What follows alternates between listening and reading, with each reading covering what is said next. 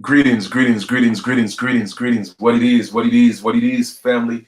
This is Chief Colinago with another build as promised. Like I said, man, I'm just here serving my purpose. I love what I do. And hey, it is what it is, right? With that being said, I want to give thanks to the Great Spirit. Thanks to my ancestors, just always allowing me to be used as a vessel.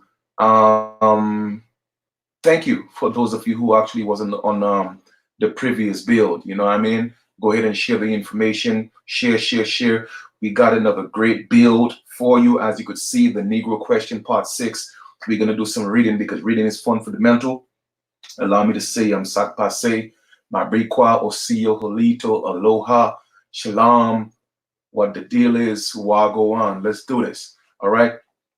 One of another reason why for me it's important to go through this book is to put some more things in perspective, because it's one thing to kind of hear things and it's another thing to read it and be able to do your own research to validate the information. So that's what I'm all about. You know what I mean? That's what I'm all about. Bringing something different. I appreciate everybody else on YouTube doing what they're doing, and we all have our role that we play. So I'm just trying to stay in my lane and do what I do best. You feel me? So with that being said, we're going to talk about the Negro question part 6, the 13 black colonies. You have to know exactly what transpired in our land so it could start making sense, because a lot of things pretty much are all over the place. People have bits and pieces and spurts of the information, but now I'm connecting the dots. All right, letting you see what's what and who is who. So do me a favor, take the link to this video, put it on your social media, whether it may be your YouTube, whether it may be your Instagram, whether it may be your Facebook. By all means, man, share the information. Let's get into this. I'm trying to give some more people some time to tune in. Definitely, let's get some more people on the bill. Let's get some more people on the bill. All right. Look like so far we only got 7 people watching. Let's see if we could get it up to at least 20. And let's see if we could do that. So, hey, go ahead. We have 9 people right now. Like I said, we don't have to have 2,000. All right. We just need a substantial amount of people so they could reciprocate by sharing the information and getting that information out there to the masses. You feel me? So this is where we are at with it. Okay. Let me queue up my phone. Make sure I'm seeing what y'all seeing. And here we go. Here we go. Here we go. Here we go. Here we go. All right. For those of you, once again, who wish to support my platform, the work that I do, here we go. A lot of our children, when it comes to school, man, what they're being taught in school, it's ridiculous. All right. And that's why I'm such a big fan of homeschooling. But how can you homeschool if you yourself, as the parent, you know what I'm saying, you don't know the information, you don't have the information, and that could be very frustrating. You know what I mean? I don't condone or advise you to take your children out of school just because you feel, you know what I mean? You have to be able to have some type of information to give them. All right. So, hey, we have, we're not going to wait any longer. Let's not prolong this. Let us get into this build. All right. Let's get into this build. All right. Let me see if I did my nails. Not bad. Not bad. Not bad. Yeah, not bad. It's a good thing I did some dishes a few days ago. So I got my manicure. That's how I get my manicures when I do dishes. Well, once in a while, I'll go to a beauty salon, but that's neither here or there, right? So this is the Negro question. I think the Negro question by Lee Cummins. There's a few series, right? But I just got the ones that I was interested in. I am actually going to get a couple more. Actually, I have 2 more. I think I have 4 and another one, but we'll get into that another time. But it's the 13 black colonies, and reason being, again, I want to go over this is to prove to you and show you everything that I've been talking about in my videos. I could validate what I'm saying when it comes to who came here, who enslaved us. All right. We already know when the pale man came here. We already know the original people that was here. All right. So once we start putting all the pieces together, you'll realize how and see how we got into the situation that we're in today. we have to go back into history. So here we go, introduction, right? It says the image on the front of the cover of this book is the original Delaware Charter, which includes the original black image of King Charles II of Scotland and England. All right, now you're gonna hear a lot of black and white in here. So we're not gonna play the semantics. All right, we're just gonna read it for what it is. I just would rather do that than rather deal with the semantics right now. I really don't want to get into that. All right. So here we are. Let me get some more light here. Turn that around. And so this right here, this man right here, as you can see with the long hair, the image, all right, that is, okay, this is King James, all right, the original black image of King Charles, pardon me, King Charles II of Scotland and England. This book is the first of its kind in that it proves the original founding fathers of the 13 British colonies were 5 black kings from Europe. So when they are teaching in the schools that the founders of, the United States and all that, blah, blah, blah, blah, and they're showing you the Caucasian, people, that is, yes, they founded the United States with the assistance of the people from the 13 colonies. All right. So once again, my goal is to put this in perspective. All right. Now I provided, and when that I means, the author of the book, which is Lee Cummins, right? I provide you with a rare ship's manifest that gives a physical description of the Black Scottish Highlanders as they board the convict ships. You will also read the eyewitness account of former English Secret Service agent John Mackay as he describes the Black princes, dukes, and barons of the Scottish nation. I, meaning Lee Cummins, have inserted DNA evidence from 4 different sources which validate the colonization of North America by Black people. Like I told y'all, Chief Kalanago know what he's talking about. It wasn't the pale men who colonized our land, okay? It was the Black nobles of Europe, okay? At that time, Europe, Africa, they're the same landmass. They're the same thing. Europe was Africa and Africa was Europe. They're interchangeable. They're synonymous, all right? Keep that in mind. So once again, I'm just here to validate the things that I say. Do your research, okay? The original colonizers, the invaders of our land, who first enslaved the American Indians, what was deemed the American Indians were the Black nobles. Whether you want to call them Moors or not all of them call themselves Moors, okay? Not all of them call themselves Moors, and I'm not going to get into this debate right now. This is not about Moors. This is about telling the truth, all right, about who came here to colonize us.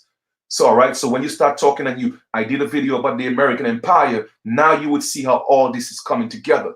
Because like I said, I like to bring my facts, all right? Now it says, let me read that again. I, meaning Lee Cummins, have inserted DNA evidence from 4 different sources which validate the colonization of North America by Black people.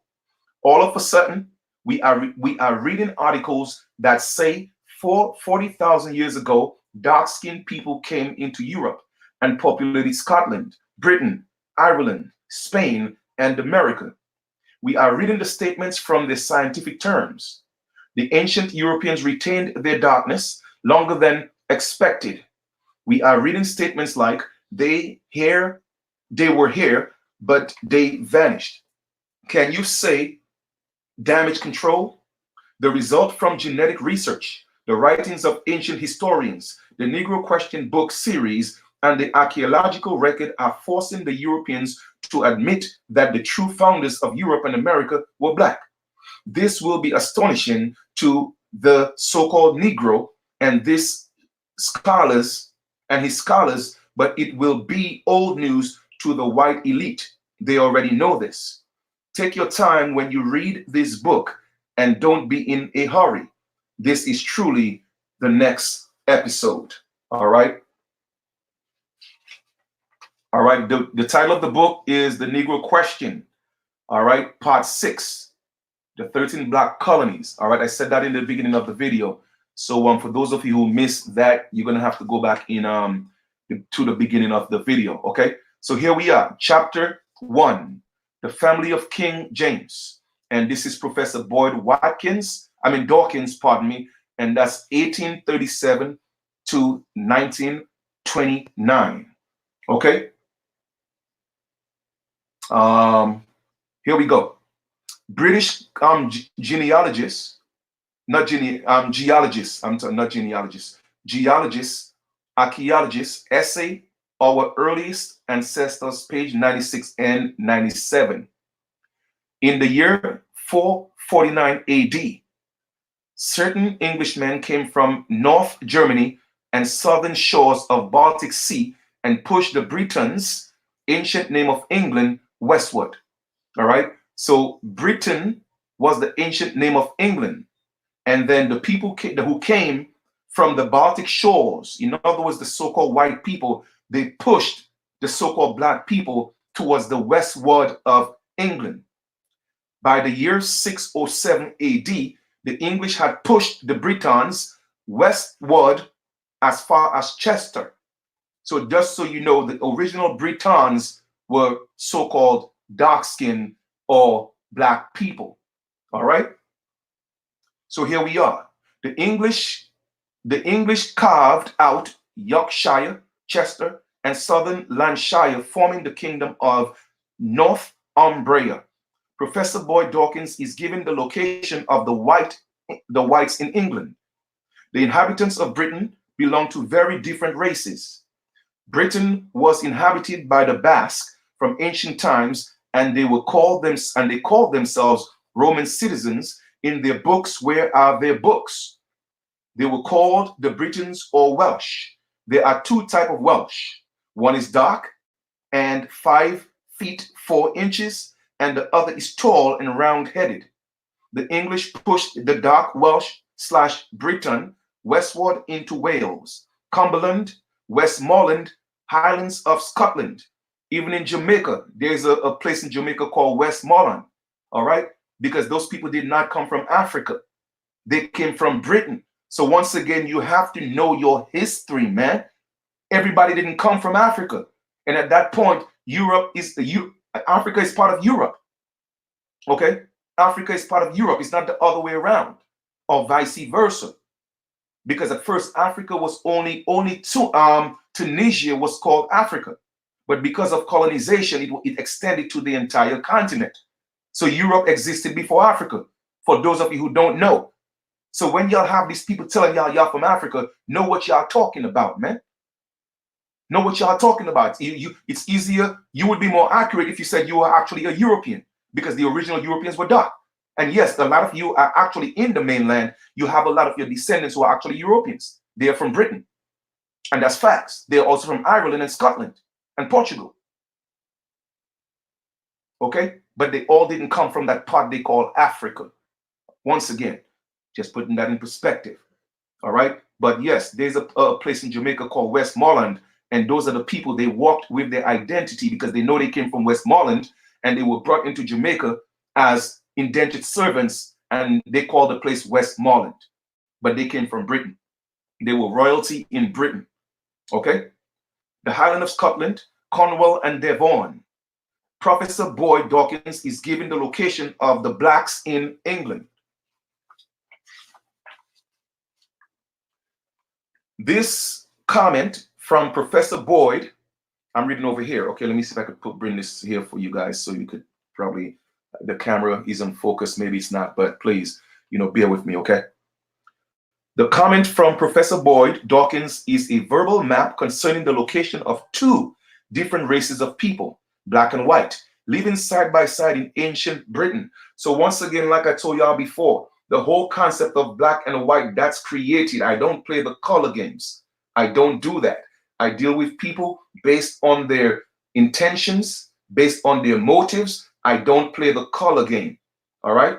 I don't play the color game. The truth of the matter is, I know Caucasian people, all right, who are either men or women. I would call my brother or my sister, opposed to some people who look like me. Now, y'all could say what y'all want.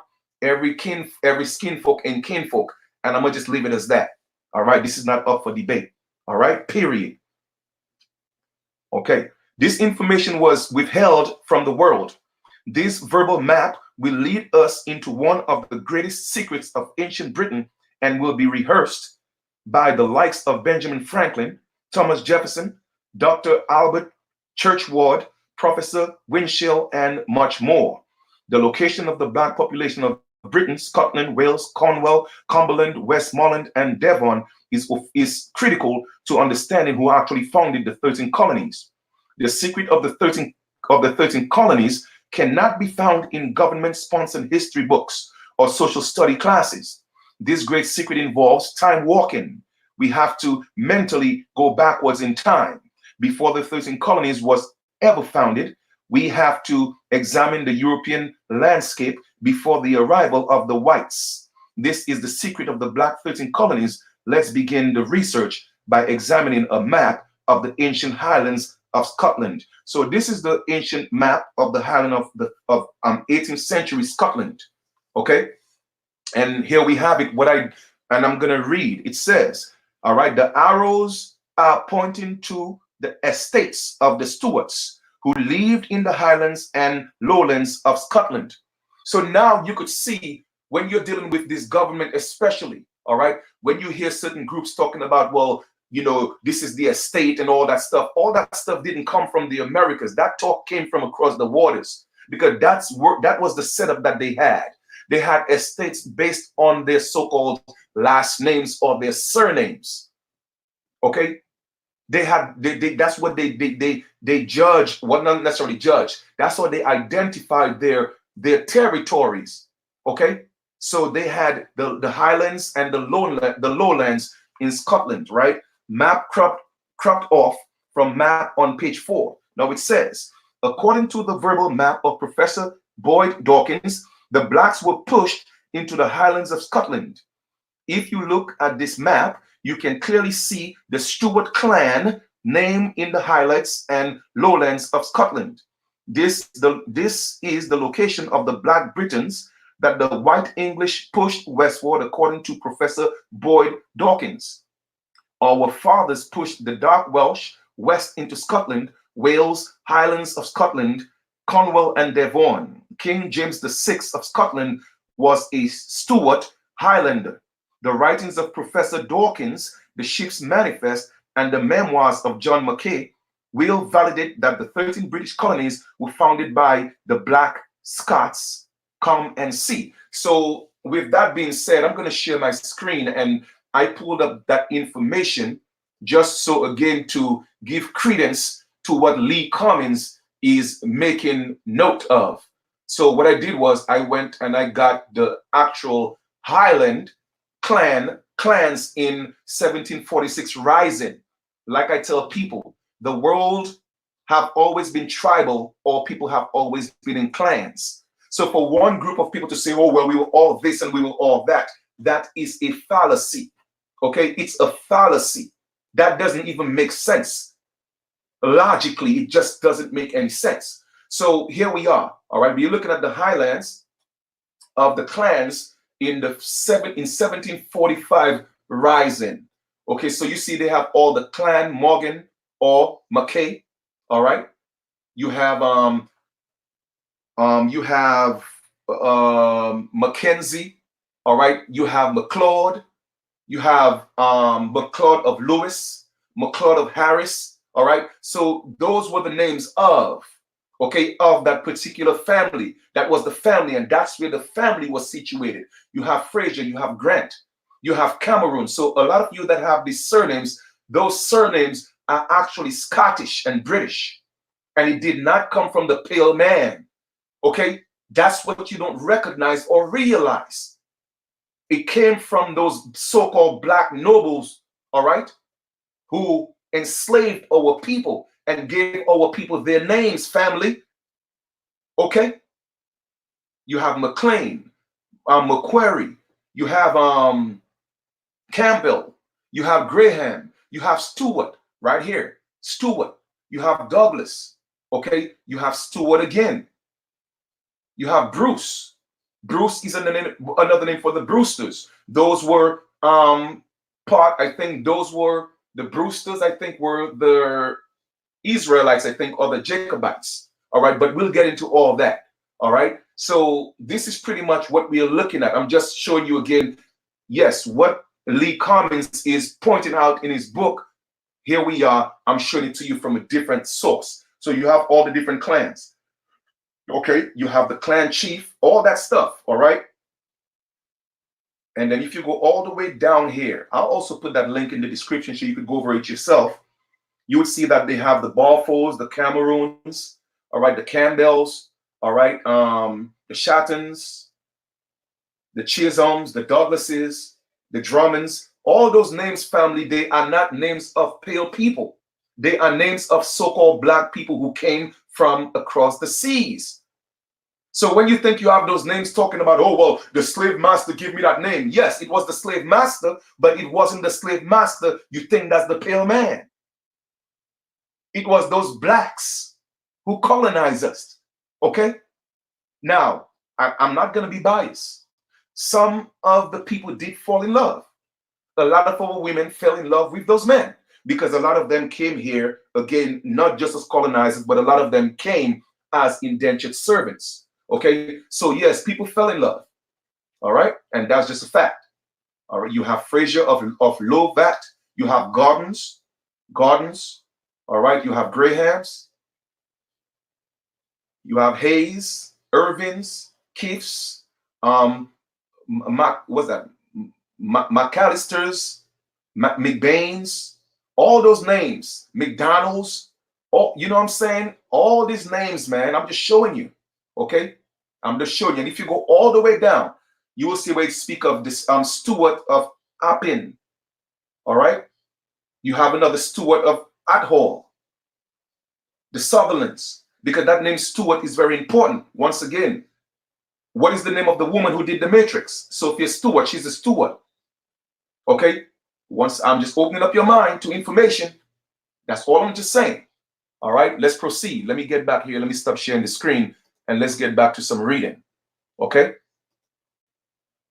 and I'm gonna prove to y'all again that what's her name? Harriet Tubman is not an American Aborigine.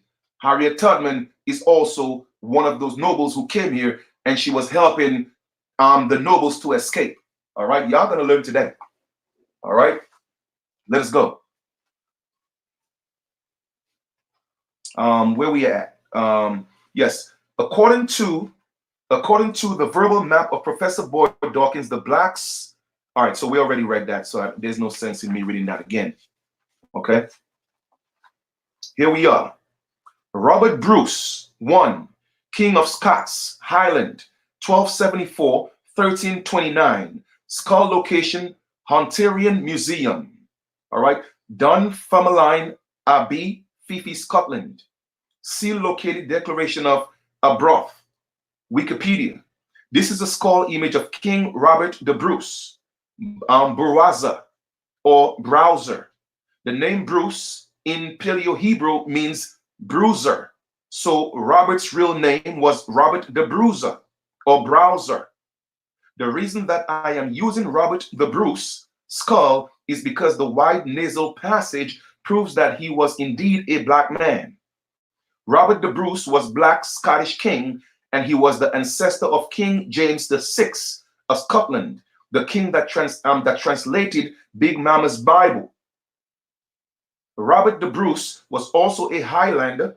His skull and his black image matches the verbal map given to us by Professor Boyd Dawkins. The purpose of producing the ancestors of King James is to show you that he came from a black seed. Okay, King of Scots, Alexander II, 1198 AD, Highlander. Image location, myfamilyclans.com. The color of these Scottish Stuart kings are consistent with the verbal map given by Professor Boyd Dawkins. The Scottish kings lived in the Highlands of Scotland, and their images are black. So far, the untampered artifacts support the writing of Professor Dawkins, and he is proving himself to be a reliable scholar. King Matthew Stuart IV, Earl of Lennox, 1516 and 1571, grandfather of King James. Painter John Thane, Westminster Abbey Museum, UK. It took me forever to locate this image of King James' grandfather, Matthew Stewart the Highlander, but I was able to find one of the originals. The point that I am trying to make is that the original images of the Stuart royalty is consistent with the remarks made by Professor Boyd Dawkins. King Henry Stuart, 1545, 1564, father of King James VI of Scotland. Artifacts location, Westminster Abbey Museum, UK. National Portraits and in No Graphius Scotica. This king was known as Lord Henry Stuart, who happened to be the father of King James VI of Scotland and first of England. When you get to chapter 7 of this book, The Ship's Manifest, you will see that the deported Jacobites were described as brown skin, swarthy, dark skin, or nut brown. The Jacobites, okay? Let's pay attention to who the Jacobites are, okay? Here we are. Image location, National Portrait Gallery, London. This is an image of Black King James VI of Scotland with his 1611 translated Bible. Take a close look at the hand, at the black hand that is flipping the pages of the original 1611 King James Bible. King James was a black Highlander. This is the reason he is depicted as a black man. All right, this is the black hand that they are talking about right here. Okay, flipping the book. Let's proceed. King James Stuart, 6 of Scotland, 1603, 1625, the Highlander. From the reign of Robert the Bruce I, or the first, to the death of King James VI of Scotland, 351 years have elapsed, and the Stuart Scottish kings are still black.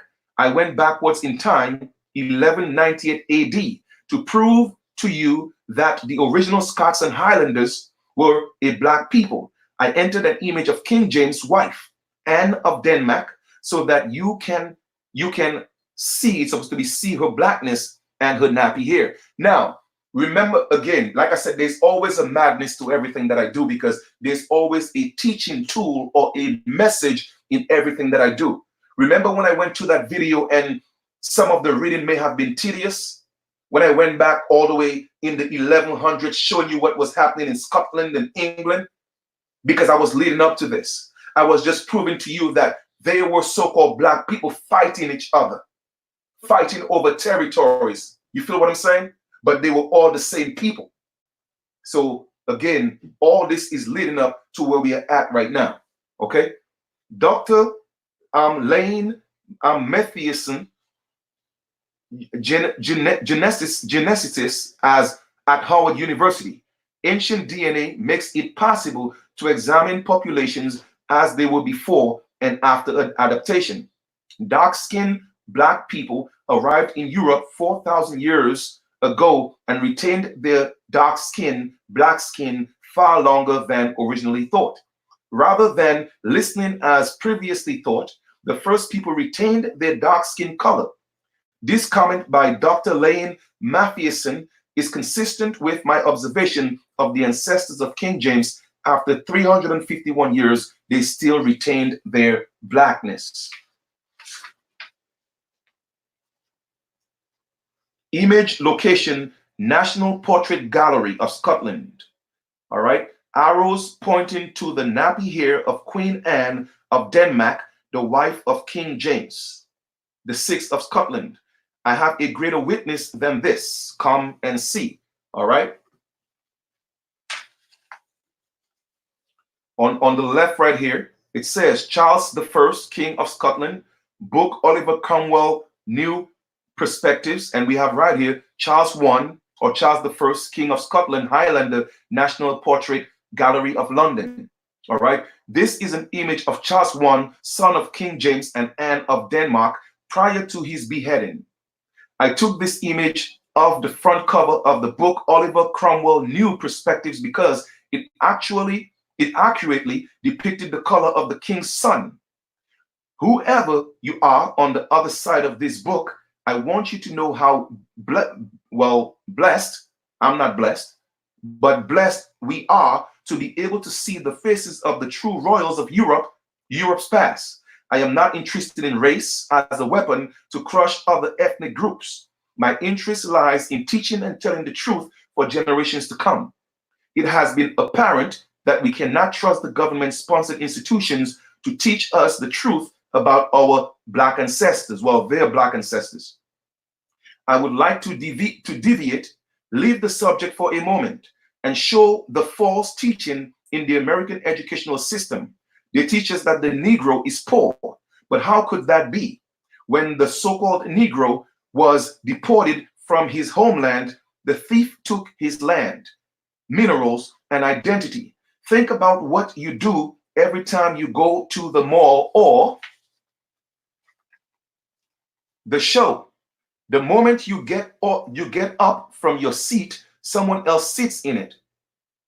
Whatever is in that empty seat belongs to the new person sitting in it. And that is what happened with the Black man's wealth. The moment you were stolen and sold, everything that was formerly yours became the wealth of the thief. The Negro has wealth still on both sides of the Atlantic. Someone has stolen his land, his identity, and his history.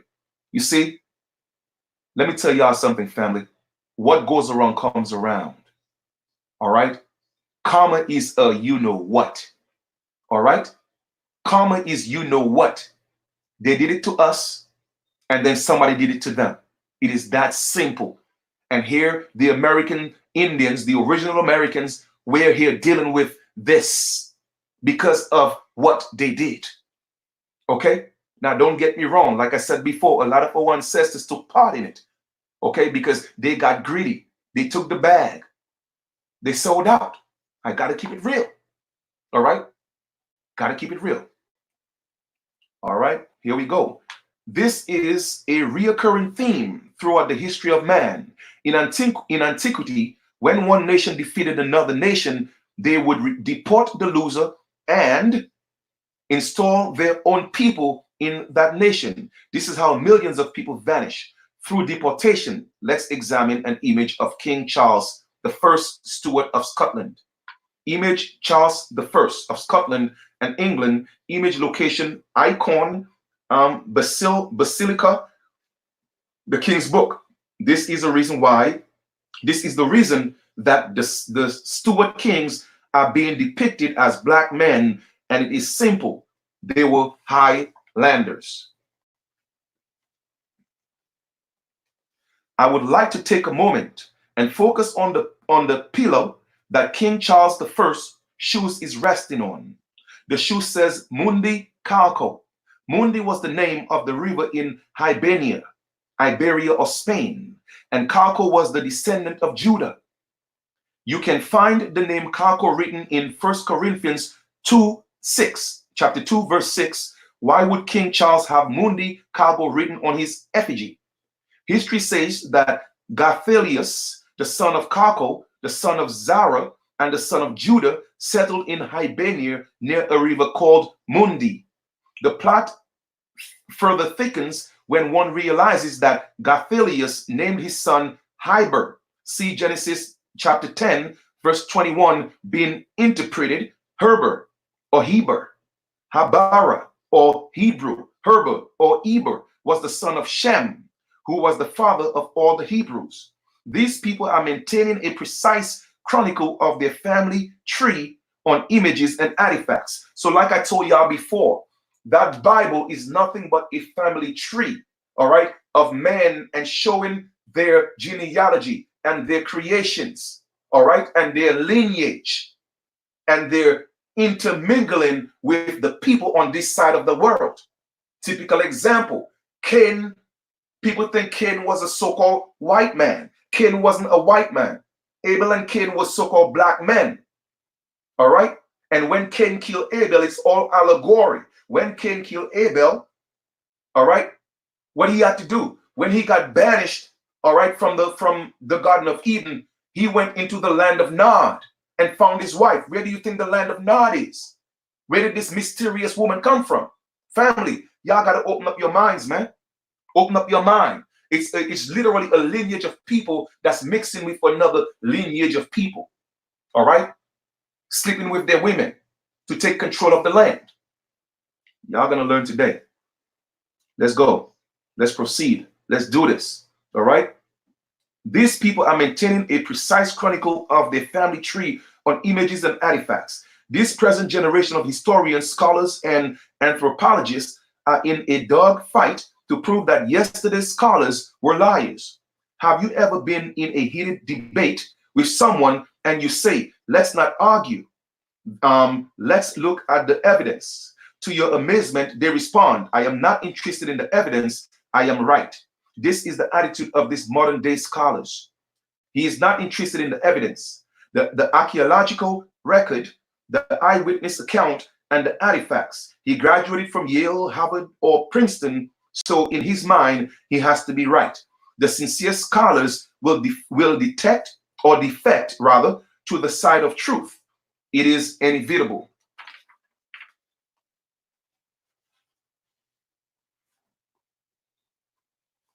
All right? Like I tell people, our ancestors predated Genesis. I am not a descendant of Adam. Okay? I know what I'm talking about. Okay. All right then. King Charles II, Steward of Scotland, Highland. Image, location, Westminster Max Museum Abbey, London, England, and Jesus Chapel, Islip or Islip's Chantry. This is the wax effigy of King James, King Charles II, grandson of King James I of England. That was taken of him immediately after his death in 1685. This black wax effigy of the king, Charles, stood over his grave 150 years after his death. So when you're looking at in the 1600s, again, let us put all this in perspective, because you have to ask, well, Chief, what does this have to do with us as original Americans? When you're looking at the 1600s and you're looking at Queen Isabella and Ferdinand, all right, their armies wasn't enough.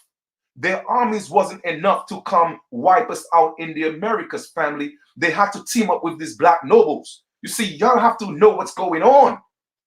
So when people come in here telling you that this is their land and we are them, no. Again, they're trying to repeat history. And y'all are falling for the same trick over again. Okay? They're not us. Every skin folk ain't kinfolk. You feel me? Y'all gonna learn the hard way, man.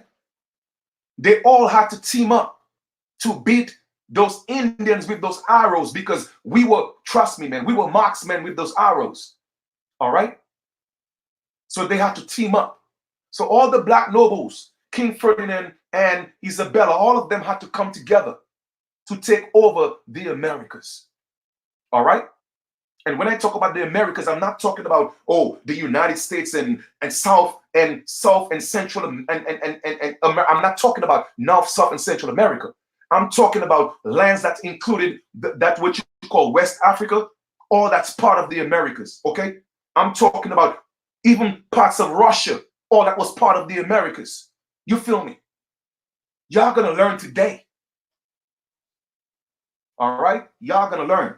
They all had to come together. So now you know how this went down. Our ancestors fought tooth and nail, and they still couldn't beat them wild Indians in them trees and in the forest. Okay? Let's read.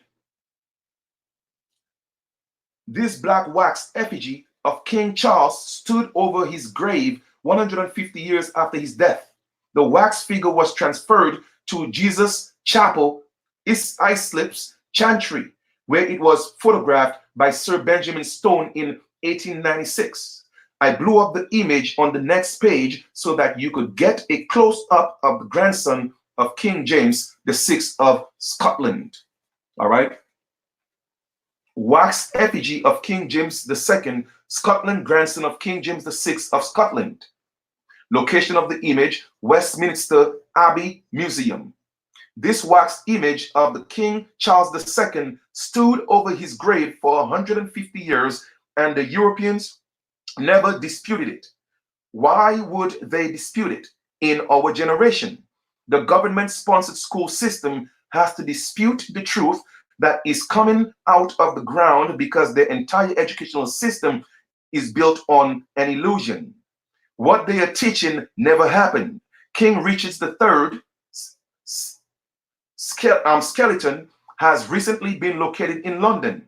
It didn't receive the fanfare that one would expect, and do not know why. When they dug the skeleton up, the nasal passage was that of a black man. It resembled that of Robert the Bruce.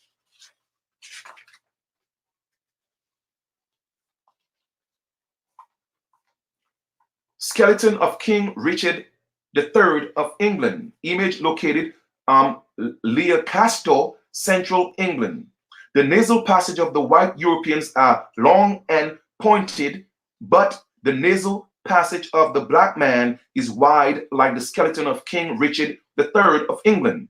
The Europeans never mentioned in their article that King Richard was black, based on the nasal passage, because it would kill their educational system. Their newspaper simply state that his skeleton was found in a dig at Leicester, Central England.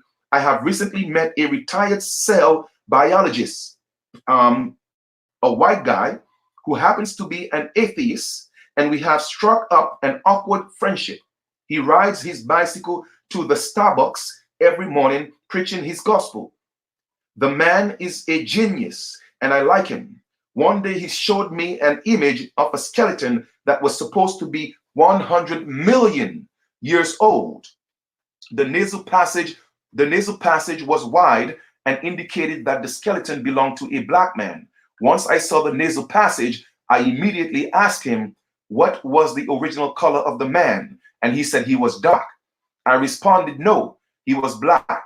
When certain elements in our society don't want to admit the blackness of a people or historical character, they will use the code word dark in place of black. Like I said, we are not going to get into the semantics of black and dark right now. Okay? We are just reading the book for what it is. We know that we are not black, so let's just leave it as that. Okay? I have shown you the black images of Matthew Stewart, King James' grandfather, and Lord Henry Stewart, King James' father, to prove to you that King James came from the black Scottish lineage. I showed you the blackness of his son and grandson, Charles I and Charles II. This will become extremely important when we get to chapter 7 of this book, and you see the last names on the ships manifest. The last names on the ships manifest are identical to the last names of the people that Harriet Tubman rescued from the South. All right? So like I told y'all before, okay? Like I told y'all before, Harriet Tubman were not freeing African slaves. Harriet Tubman were not freeing American Indians. Harriet Tubman was freeing those nobles. They were the children of the nobles that was kidnapped on ships and brought here as convicts. Okay? Y'all gonna learn today. Y'all gonna learn. All right? Yes, 100 million years old. Like I tell people, we've been on this planet for a very, very long time. Okay? A very long time. Okay? I'm gonna read that again. The last names on the ship's manifest are identical to the last names of the people that Harriet Tubman rescued from the South. All right? I want to ask you a very important question. What was King James' last name? If you said Stuart or Steward, you are wrong. Stuart was not his last name. It was his ideology. King James felt that he was a steward of the Most High God. Luke 12:42. Like I said, that's their story, family. Now you're starting to see what the Bible is about. All right? Exactly. She was freeing her family, Sean. You are absolutely correct. All right? No, it's coming together. I tell you, man. But anyway, King James thought he was a steward of God. Look at it. Go check it out. Luke 12, chapter 12:42. And that he needed to behave himself as the faithful and wise steward. So then that was his last name. All right. King James of the Hebrews, Hiberini. King James 6, Stuarts of Scotland and England, the Highlander. Location, National Portrait Gallery, London, 1603. King James had his last name written on his portrait, Jacobus, which after translation means Israel, and he self-styled himself the king of the Hebrews. So once again, for all you Israelites, okay, you are not originals of the Americas. Okay, your father is Jacob, the Jacobite, King James. King James the Sixth is your father. Y'all don't know that. So y'all have to know your history and know your story. Okay? It wasn't the Most High who came down and said, well, hey, Jacob and this and that. The man named it for one. The man called himself. Here's the thing. King James had his last name written on his portrait, Jacobus, which after translation means Israel, and himself the king of the Hebrews. He made himself the king of the Hebrews and called himself Israel. And Israel was his tribes. So all you Israelites, you are descendants of King James. Okay? You are descendants of King James the Sixth. Y'all gonna learn. In the Hebrew history book of Genesis, Genesis 32, 24 to 28, Jacob wrote the Jacob Colothon as an eyewitness that he wrestled with an angel and that the angel changed his name to Israel. Moses took 11 tablets, diaries from the elders, and wrote the book of Genesis. Each tablet was signed by the author with the phrase, "These are the generations of." In ancient Mesopotamia, the same formula was found to be used by the ancient Mesopotamians. The secret is that the phrase, "These are the generations of Jacob," is the end of the tablet, not the beginning.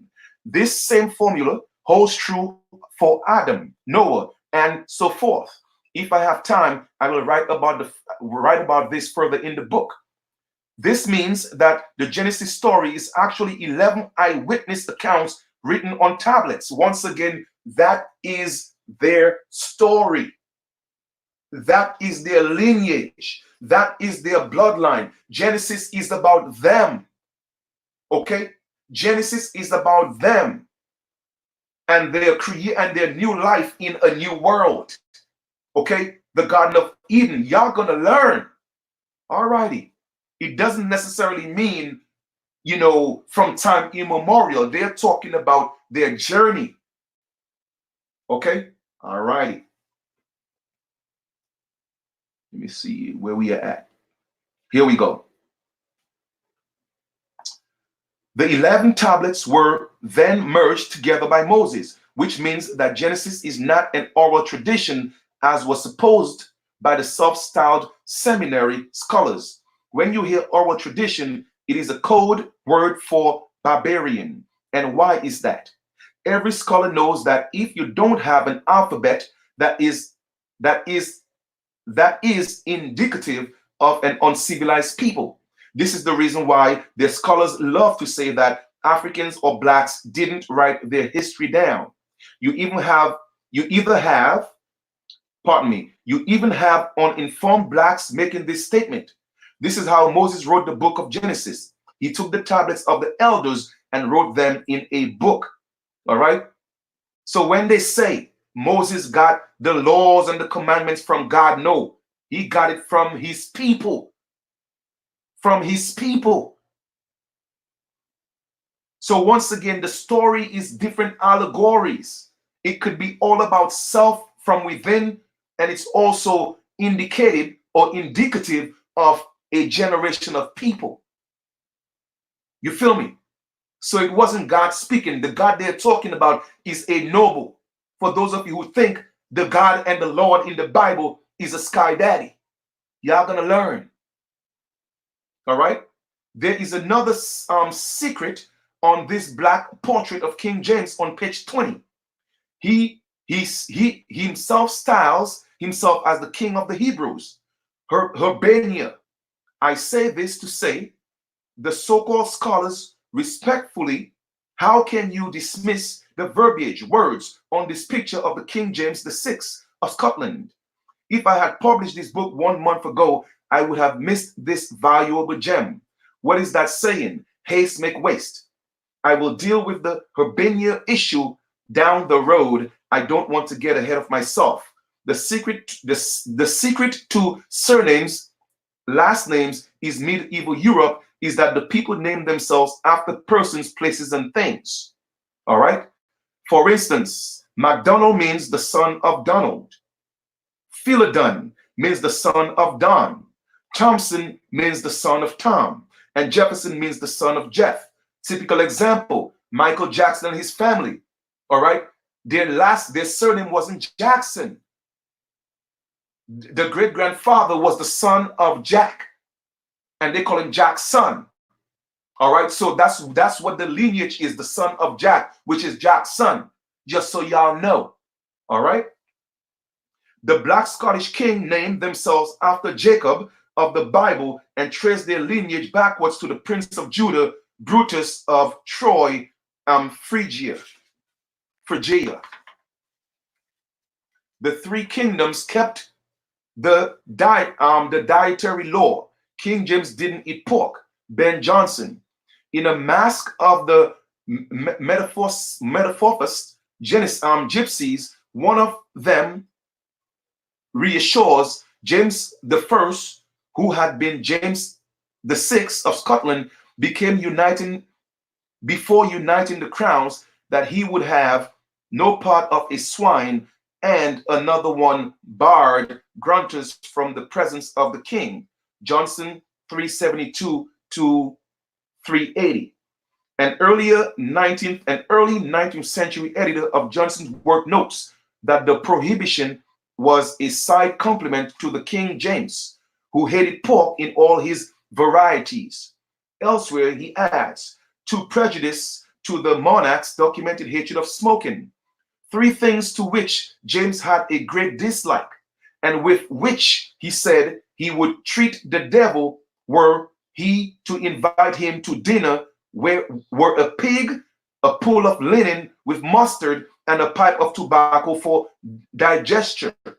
So once again, pay attention to what I'm reading here to show you that this is two different lineage of people.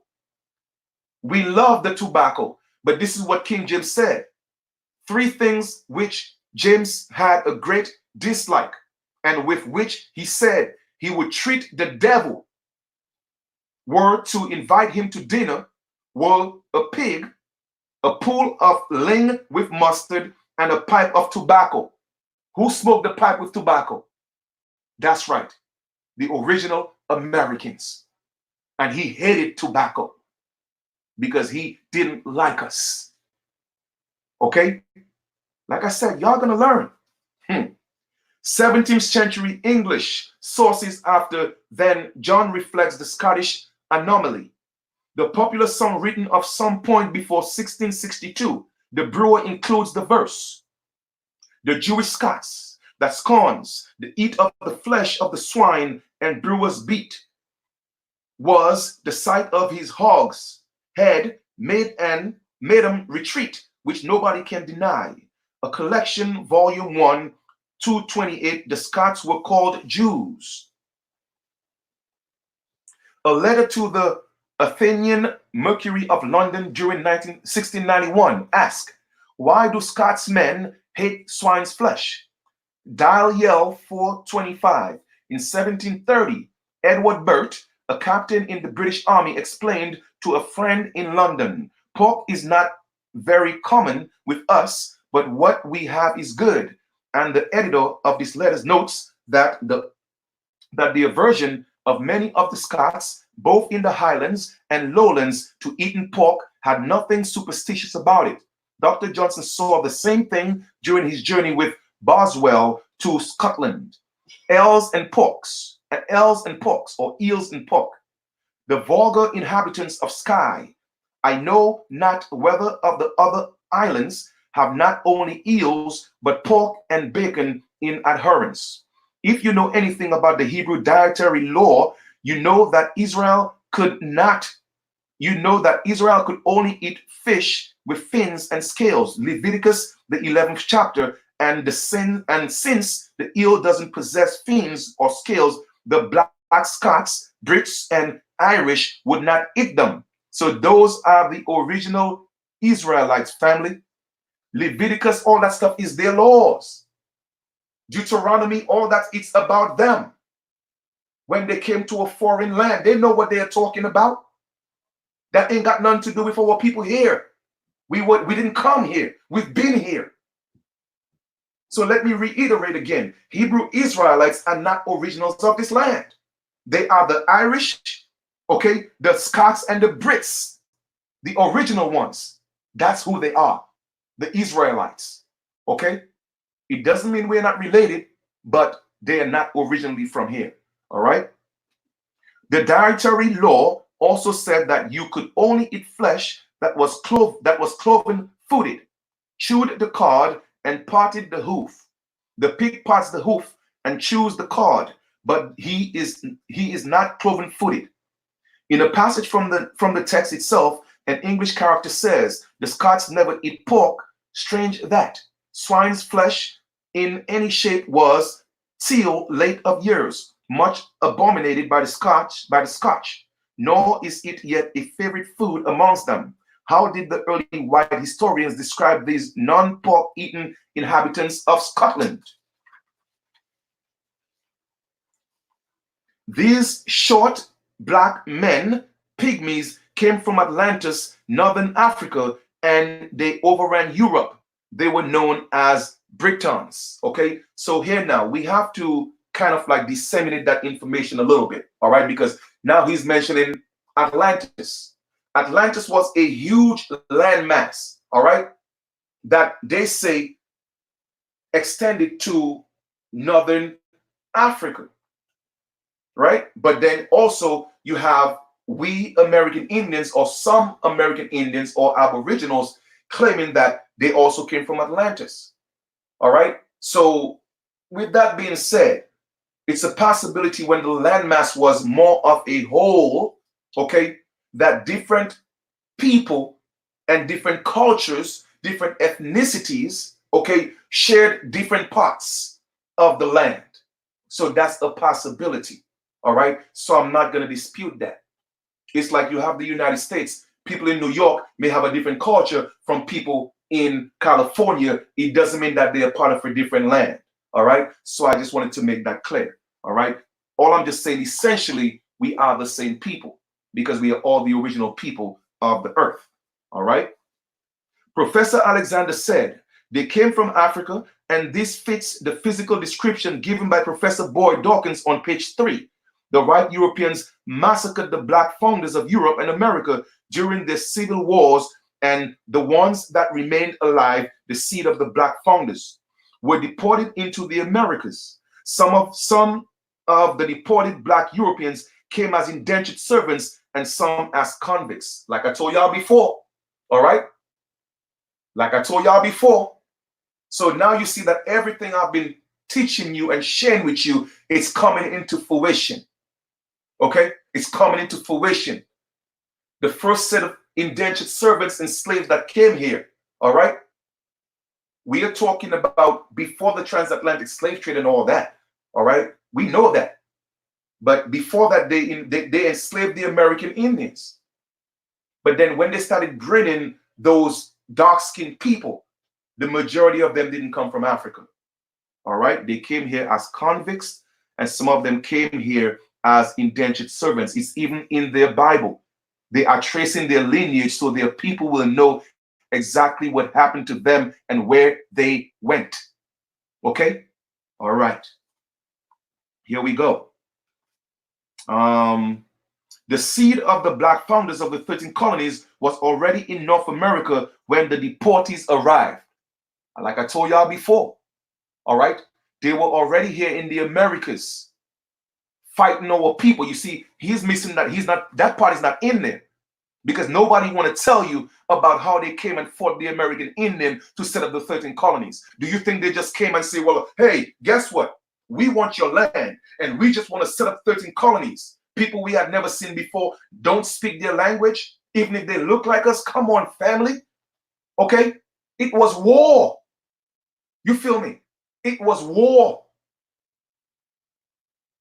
We were fighting people who looked just like us. All righty. Like I said, the pale man didn't come into power way after. All right? Now let's go. In the kings of Scotland, Ireland, and Britain are truly descendants of Judah. Now let me read that again. If the kings of Scotland, Ireland, and Britain are truly descendants of Judah, how did they arrive in Europe? This is a question that must be answered to validate the Hebrew claims of the Scottish kings. In order to solve this riddle, we have to follow the footsteps of Judah's two grandsons, Calcol and Dara, from 1 Corinthians chapter 2, 1-6. According to the ancient historian Josephus, Calcol left Egypt and founded the city of Athens, but had to return to Egypt after killing a man. After assisting one of the pharaohs in his fight against the Ethiopians, Gaphilas, son of Calcol, was given the hand of the pharaoh's daughter Scata in marriage. After living 7 years in Egypt, Gaphilas fled the land at the outset of the plagues and traveled westward to Spain. Now, there in itself, that paragraph right there, we have to take a look at this. Now, are they talking about Kemet, which they call Egypt, or they're talking about the original Egypt in the Americas? You see what I'm saying? So a lot of pieces are actually missing here. All right? Because this Egypt doesn't necessarily have to be Kemet. This Egypt could be the original Egypt in the Americas. So that we don't know. All right. So I'm not going to make any speculation here. So I'm just reading it for what it is. Okay. Let's read. This is the reason why the effigy of Charles I and the wording Mundi Calco is extremely significant. During their time in Spain, Gaphilas and his people founded a city which still bears the name of their ancestor Zaragoza. Wherever they traveled, they left this name like a footprint marking their journey to distant lands. Thus, the river on the banks of which they founded the city of Zaragoza is still to this day called the Ebro. And the land itself, they gave the name Iberia, the land of Iberi or Hebrew. Okay? After residing for some time in Spain, Gaphilas died, and his widow Scotia, along with her sons Judah, left the land and voyaged northward to Ireland. All right? So when these Hebrew Israelites are telling you that they're some of them are leaving and going to their land, they know what they are talking about. So don't tell them they don't know what they are talking about. Their home is not here. And they tell you that. A lot of them tell you that their home is, they think it's Africa, but it's actually Europe, which is actually part of Africa. You feel me? So, like I said, sometimes when people tell you who they are, believe them. Okay? Once again, they took their name with them, calling their new home Hiberland or Hibernia, and the islands to the north of it, the Hebrew seas or the Hebrews. This is made clear when one examines the medieval maps. See map below. All right. Ina Hebrides. Okay, so you have it right here. Pardon me. Let me see if I can bring that up right here. Okay, right here where the arrow is, right here. Okay, so you have outer Hebrides and inner Hebrides right here. Okay, cool. I think that might be better right here reading. Okay, cool. All right. Then with Iramon as their king, these descendants of Zara, Judah, founded the kingdom of Ulster shortly after Exodus. From that time until now, the emblem of Ulster has been a red hand circled with the scarlet cord. If you have time, read Joshua 2, chapter 2, 17 to 21, and you will see that Zara's sons gave the harlot Rahab a scarlet thread to place over her home as a sign of protection. So these people are telling you their story. The Bible is their story. Okay? It is not the story of the American Indian. I'm going to repeat that. Okay? This is how I knew that the spies that entered Jericho were the sons of Zara, the scarlet thread, in the book of Joshua. Joshua chapter 7, 17 to 18. The name Zabdi, the son of Zara of the tribe of Judah, is mentioned. This is the Hebrew version of the Zebedee, Matthew 4:21, from the book of Matthew. This means that the Zebedee boys were Jews from the lineage of Zara. The original Black Scots and Irish are the same people. This can be a bit confusing. I had to look at the data on these two grandsons of Judah for at least 1 week before I realized I was looking at two different migrations of the tribe of Judah to Europe. The Hebrides are the Hebrews, plain and simple. The so-called scholars know this and they don't. And if they don't, they should. Okay? You feel me? So the Hebrides are the Jews and they are actually from Europe. So when they say they got to go home and looking for their land and they live in the Americas, they know exactly what they are talking about. Okay? All right, here we go. The Iberian Race, author, proof, Huxley, page 332. The Iberian black Basque bones with his animals have been found all over Europe. So far, we have the testimony of 3 European scholars, Professor Boyd Dawkins, Professor Winchell Alexander, and Professor Huxley, concerning the blackness of the original inhabitants of Europe. It is critical that we first establish the black foundation of Europe before proceeding to the blackness of the 13 colonies of the 13 British colonies. Okay? So now you see why it was called the British colonies, because the original Brits were so-called black. Okay? Judah, Dara, the founders of Troy. With these things in mind, let us now turn to Dada, a descendant of Zara, who once resided in Egypt. In the authorized version of the Old Testament, his name is spelled Dara, but in the margin, the alternate spelling is Dada, and the Jewish historian Josephus calls him Dadanus or Dadanus. This is significant because the group which he led went northward across the Mediterranean Sea to the northwest corner of Asia Minor, ancient Anatolia. There, under the rule of Dadanus, they established a kingdom later called Troy on the southern shore of that narrow body of water which bears his name to this day. Dardanelles. Hundreds of years later, this kingdom was destroyed in a war with the Greeks. Some of the survivors fled northwards into Europe, where their emblem, the rampant red lion, appears on the arms of such of the nation. So when you see the movie Troy, okay, that wasn't Caucasians, it wasn't the pale man. That was dark-skinned so-called black people fighting against each other. You feel me? All right then. Like I said, y'all better know the deal. If you don't, you're going to learn. The arms of the King of Scotland in Conrad von Gothenburg, Vanpenburg 148. Dara emigrated to Samothrace and later to Figia, where a mountain Ida or Judah was named after him. In the process of the time, he named one of his sons Idias, or in Paleo-Hebrew, Yados. Judas or Judah.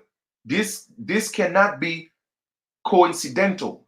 Peter states in the book of Acts, Acts 2, 1-10, that Jews came down from Phrygia, from Phrygia on the day of Pentecost. The apostle Peter said that the people of Troy or Phrygia were Judean, but I have a witness closer to our timeline on the next page. Come see.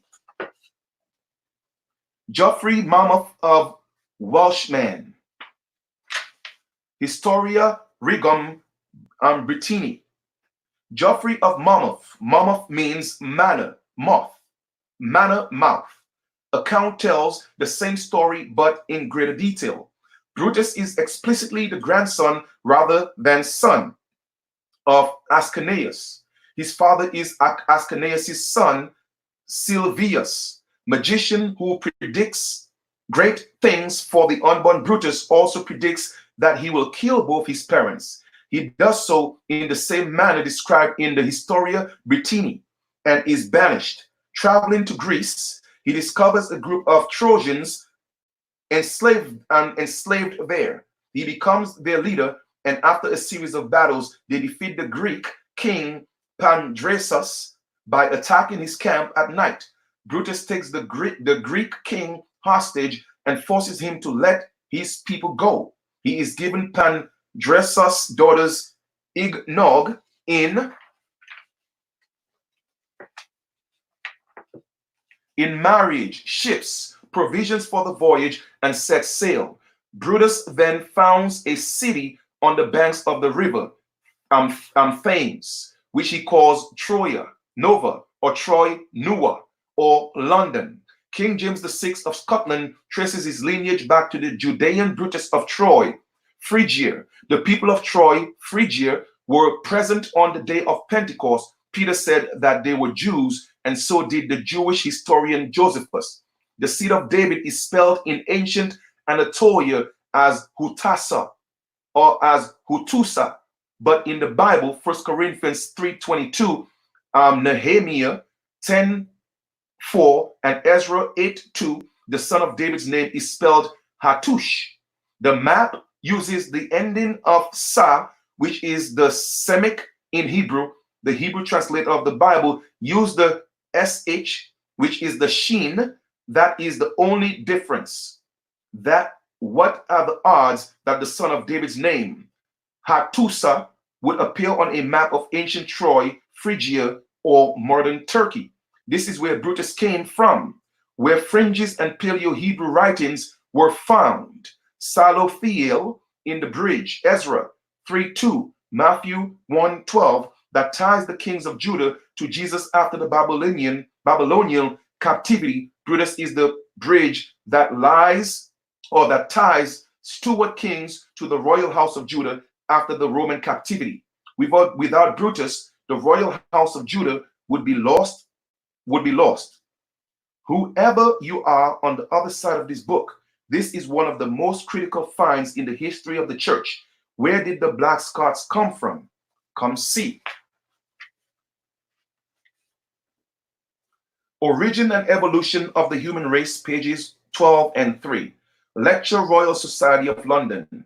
Gentlemen, it was in Africa that the title Black Pygmy evolved. From there, these little men spread over the world. Jerusalem is in Northeast Africa, North, East, South, and West, until not only Africa, but Europe, Asia, North, and South America. Now let's read that again.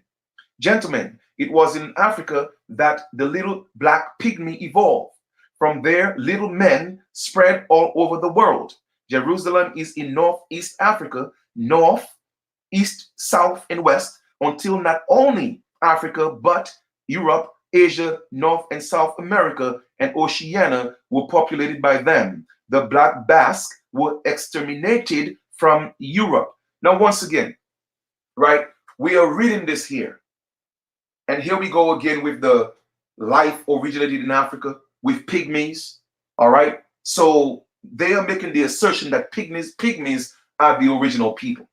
All right. Now, I don't subscribe to that. All right. I don't subscribe to that personally. And we can say that, how are we going to say life originated in Africa when Africa didn't exist? You see what I'm saying? So once again, when we read, man, we have to read to disseminate information here. All right. We have to do that. But anyway, we're going to read it for what it is. All right. The good doctor said that Europe and North America was populated by these black Africans. Did you see that? If these blacks populated Europe, that would mean they were the original founders of Europe. And if these blacks populated North America, then they were the original founders of the 13 colonies. So what they're indicating there is that the people, the so-called black people of, they're calling the original people that set up the 13 colonies, they're saying that the original people are here, they're the original people here. But that's not what we have been reading here from the very inception of the book. So once again, I'm just reading it for what it is, but we still have to put two and two together, all right? It would be illogical to think otherwise, but we are not dealing with illogical generation. Even when I spoke to the author of this book in one of my videos, he himself admitted that the people who came here, they came here and met Indians. They came and met the original people of this land, American Indians, all right? If you know anything about the Hebrews of the Bible, you already know that they placed fringes on their garments as a reminder to keep the commandments and statutes of their God. If you take a close look at the document that these Scottish elders are holding, you would see that they are full of fringes. They are holding the oath of Arbroath, which we will examine closely in upcoming pages. It says, if you look closely, you will see the hidden treasure on this official Scottish document stored in Scotland's National Archives. The declaration has fringes on the bottom, red and black. The same fringes have been found in stone steels in Troy, Turkey. The alphabet on the steels is Paleo-Hebrew and underlined with fringes. Arbroath was located in the Highlands of Scotland, and this was the location of the Black Britons that the whites pushed westward. See page 3, Declaration of Arbroath. Okay, and as you can see, Arbroath is right here. Okay, map of ancient Scotland. It is important that you stay focused while reviewing my research. Arbroath was located in the Highlands of Scotland, the very place that Professor Boyd Dawkins said the blacks inhabited. The people who signed this document were black.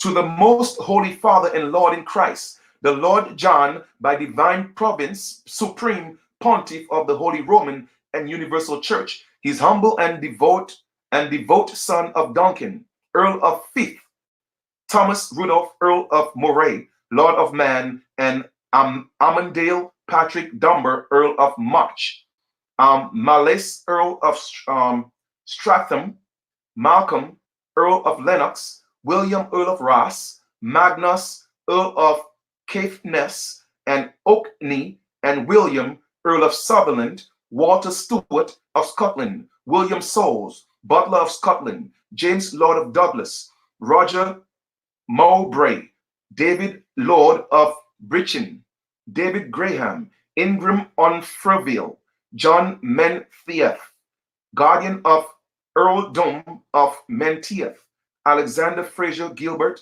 Hay, Constable of Scotland, Robert Keith, Marichal of Scotland, Harry Sinclair, John Graham, David Lindsay, William Oliphant, Patrick Graham, John Finton, William Abernethy, David Wimps, William Muschett, Fergus of Andrewson, Estance Maxwell, William Ramsay, William Mowat, Alan Morey, Donald Campbell, John Cameron, Reginald Sheehan, Alexander Seaton, Andrew Leslie, and Alexander Stratton, and the other barons and freeholders and the whole community of the realm of Scotland.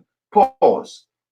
If you look at the map below, you will see that all of the signatures on the official document belong to the Highlanders, and Professor Boyd spoke about it. Okay, so this is the map supposedly, all right, with all the signatures. It's really small, but you know, if we could probably see if we could make up any of that here. All right, let's see if we can make it out. Let's the camera get in focus. All right, I'm not sure if we could get that in focus here because this is really small. Anyway, Let us read, all right? Look at the names on the clan map for Scotland. MacLeod, Graham, Scott, Sutherland, Alexander, Stewart, Conan, Comyn, and that's me. That's his name because he know that's his people. And Ross, to name a few. These are the people who were pushed into the Highlands and Lowlands of Scotland. Resume reading Oath and Arbroath. All right, give me a second here.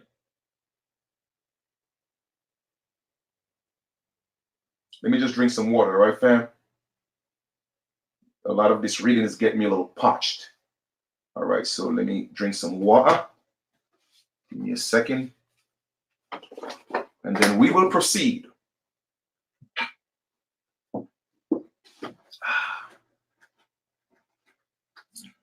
Right, here we go. Once again, for those of you who wish to support and you appreciate, the information that I'm dropping, please feel free to support. All right, it's very much appreciated. All right, let's proceed. We send all manner of filial reverence with devoted kisses of his blessed feet. Most Holy Father, we know, and from the chronicles and books of the ancients, we find that among other famous nations, our own, the Scots, has been graced with widespread renown. It journeyed from greater Scythia by way of Tyrrhenian Sea and the Pillars of Hercules, and dwelt for a long course of time in Spain. Garthilus, the son of Calco, dwelt in Spain among the most savage peoples, but nowhere could it be subdued by any people, however barbarous. Thence it came, 1200 years after the people of Israel crossed the Red Sea, to its home in the west, where it still lives today. The Britons, you hear that, to its home in the west, where its people still lives today. The Britons first drove out, the Picts it's utterly destroyed, and even though very often assailed by the Norwegians, Danes, and English, it took possession of that home with many victories. Professor Boyd Dawkins said that the blacks fought against invading whites. In their kingdom, they have reigned 113 kings of their own royal stock, the line unbroken by a single foreigner. The high qualities and merits of these people were they not otherwise manifest shine forth clearly enough from this, that the King of kings and Lords of lords, our Lord Jesus Christ, after his passion and resurrection, called them, even though settled in the uttermost parts of the earth, almost the first two, his most holy faith. Now, this is something I'm going to say, and this is going to be a long shot right here. All right, this is from me, from my studying and my own perception. I think the pale people that the Moors were talking about, that they went and got in the caves, all right, that wasn't the entire pale population, okay, because there was so-called white people in clans.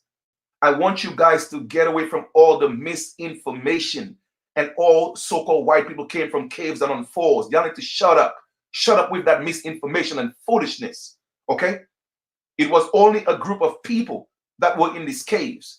You had white people, so-called white people, in different clans with clan mothers around the world, and they also consider themselves nobles. Okay, so y'all need to stop with the nonsense that these Moors are telling you. You feel me? Because they will not tell you about the white people who drove them out of Britain,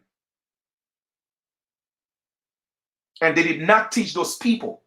Those people were already educated. Okay? Let us put this in perspective and stop playing the games. If you're going to tell the story, tell the whole story. All right? Tell the whole story. Don't tell half of it. The pale people y'all took out of caves is a certain group of people. A clan of people. It wasn't the entire pale race.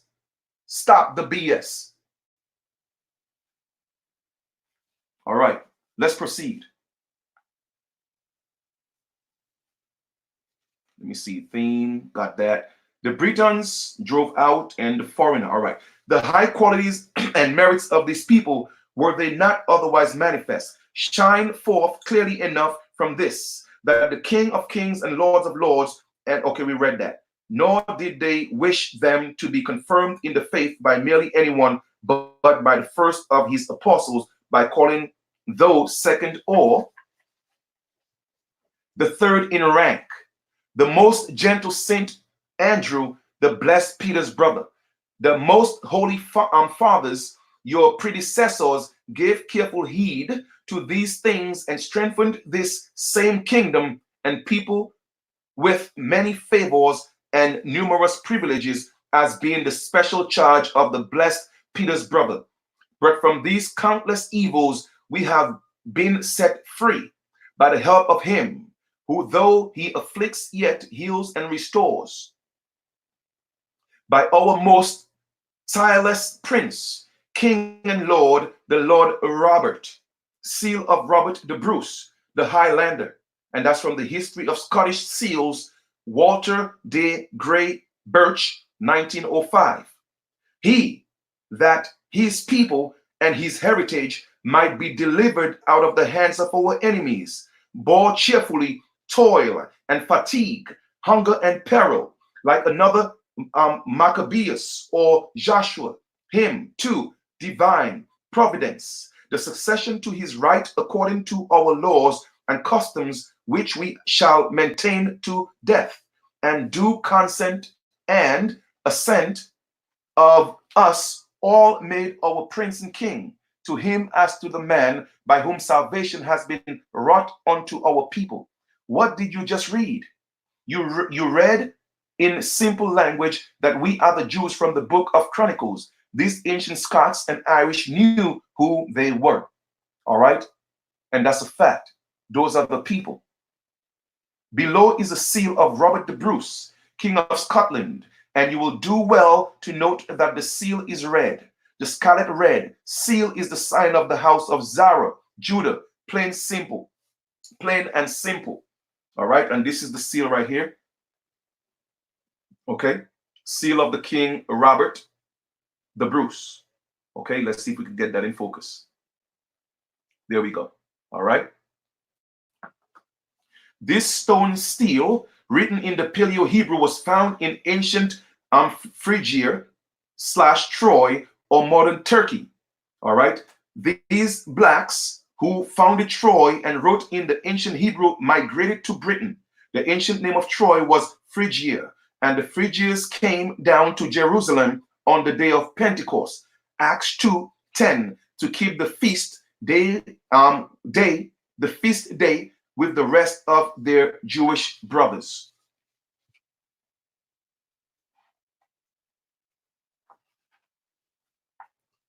Here we go.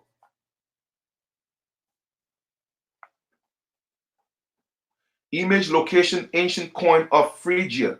All right, here's the thing, right? The reason why a lot of these people take these books seriously, because it's their book. It is their story. If this is your story and your forefathers put your story, your lineage in the book, that's your truth. So I can't be mad at them for that's their truth. You see, when you truly know what the book is about, you will respect people who say that that's their lineage. You feel what I'm saying? This ain't got nothing to do with the American Indian. That's not our genealogy. We are not descendants of Adam. All right? We didn't come from Noah and Shem and all that. No, that's them.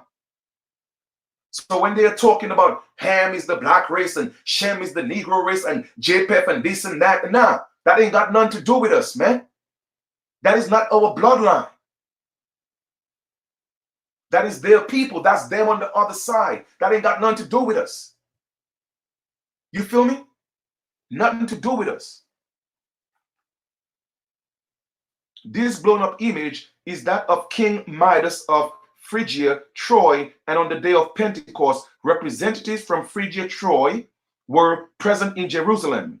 In the book of Acts 2:5 and 10, Luke writes that the Jews, Judah, came from every nation under heaven. Ancient Anatolia is modern Turkey, and the people of Troy and Phrygia inhabited this place at the same time.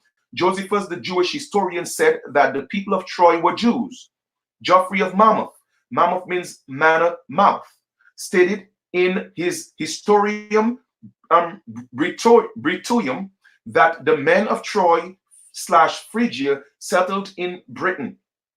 One of the problems that I have with modern scholars is that they dismiss the report of the ancients. The seed of Dara, which is Judah, landed in Ireland with Scotia, and the seed of Galcol, Judah, landed in Britain with Brutus. See ancient Scots with fringes on the next page. Oh, yes. I mean, like I said, I mean, you're absolutely right. This ain't got nothing to do with us. That's on the other side of the world. When they were doing all the separating and this goes to Ham and this goes to Shem and this goes to Japheth, that ain't got nothing to do with the Americas. You feel me? They was just trying to tell their people that the land in the Americas, go take it. It's yours. And that's how the war started. When they came here, they took that word from their God, their Lord, their nobles, telling them that that's their land. And they felt they needed to come and fight us for what's ours. Okay? So I'm letting y'all know what the deal is, man.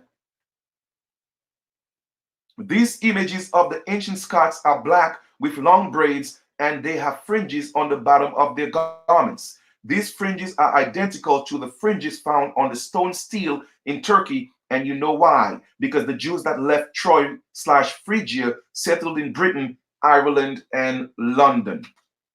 All right, and they're talking about this image right here. Okay.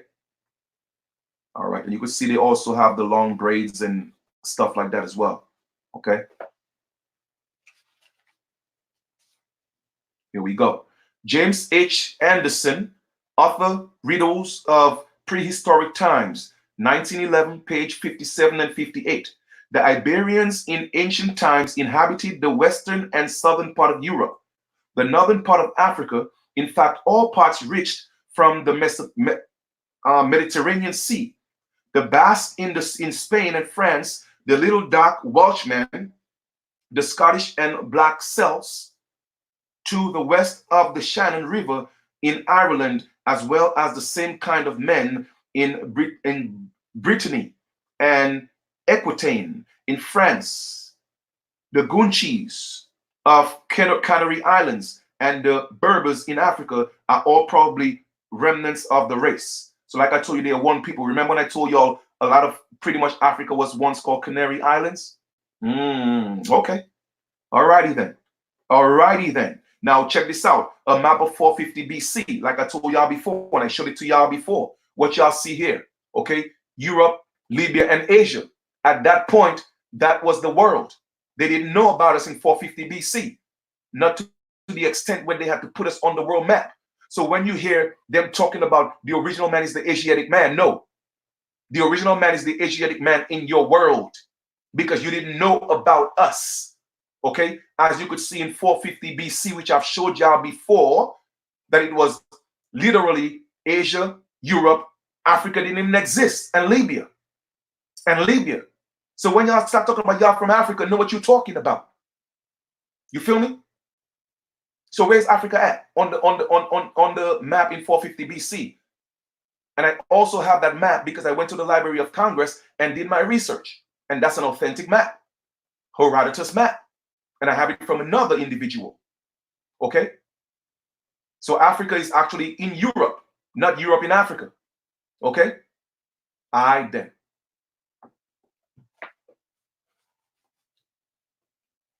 Y'all gonna learn today. The apostle Peter said that Jews came from Libya and Cyrene, Acts 2, 1-10, on the day of Pentecost. The ancient name of Africa was Libya. Wasn't I telling y'all that? Oh, okay. Okay, the name of the book. All right, guys, do me a favor, please. If anybody asks for the name of the book, please put it in the comments because I don't want to be interrupted. All right, but I'm gonna give my brother the respect and show him the name of the book again. The Negro Question, Part 6. The 13 Black Colonies by Lee Cummins. So if anybody asks for the name of the book again, please put it in the chat for them. That will help me out. Okay, I appreciate it. Thank you. So let's go again. Apostle Paul said that the Jews came from Libya and Cyrene. Acts 2:10, 1-10, on the day of Pentecost. The ancient name of Africa is what? Libya, and Peter confirms Africa as a place that Jews came from. Libya. Okay? So if y'all really want to talk about y'all Africans, y'all might as well, you are Libyans. You ain't Africans. African was just a little place in Tunisia. That was all Africa was. And because of colonization of the pale man, they extended it to the entire continent, which is Libya, and they made Libya smaller. Okay? Y'all gonna learn today. I promise you, you're gonna learn one way or the other. The professor said that these dark men, black men, were in Britain, Scotland, Ireland, and France. Did you get that? These blacks founded Europe and eventually the 13 colonies. All right? So a lot of these people migrated into what's now called Africa. All right? They are not Africans. Okay, they are not Africans, they are Europeans. But, oh no, oh, we from Africa. Oh, we African American. I tell you, man. All right, here we go. Image, location, 6th century, Skara, Brer, Orkneys, National Museum of Scotland. This artifact from the Scotland Museum comes to us from the 6th century, and is evident that the Scot knew that they were Israelites because they had fringes on all of their clothing. In the book of Numbers 15, verse 38 to 41, God tells the Israelites to make fringes in the bottom of their garments so that they would remember to keep his commandments. The reason that we have never heard of these professors or seen these images as simple, we have been given the watered down version of history.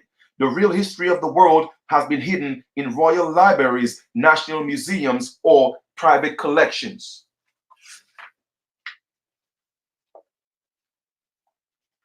Illustration of Scottish history, 1528. This is the image of the real MacLeods who inhabited the Hebrides of Scotland and Ireland. These are the people who the historian Geoffrey Monmouth, page 29, said were descended from Troy, and the fringes validate their Jewishness.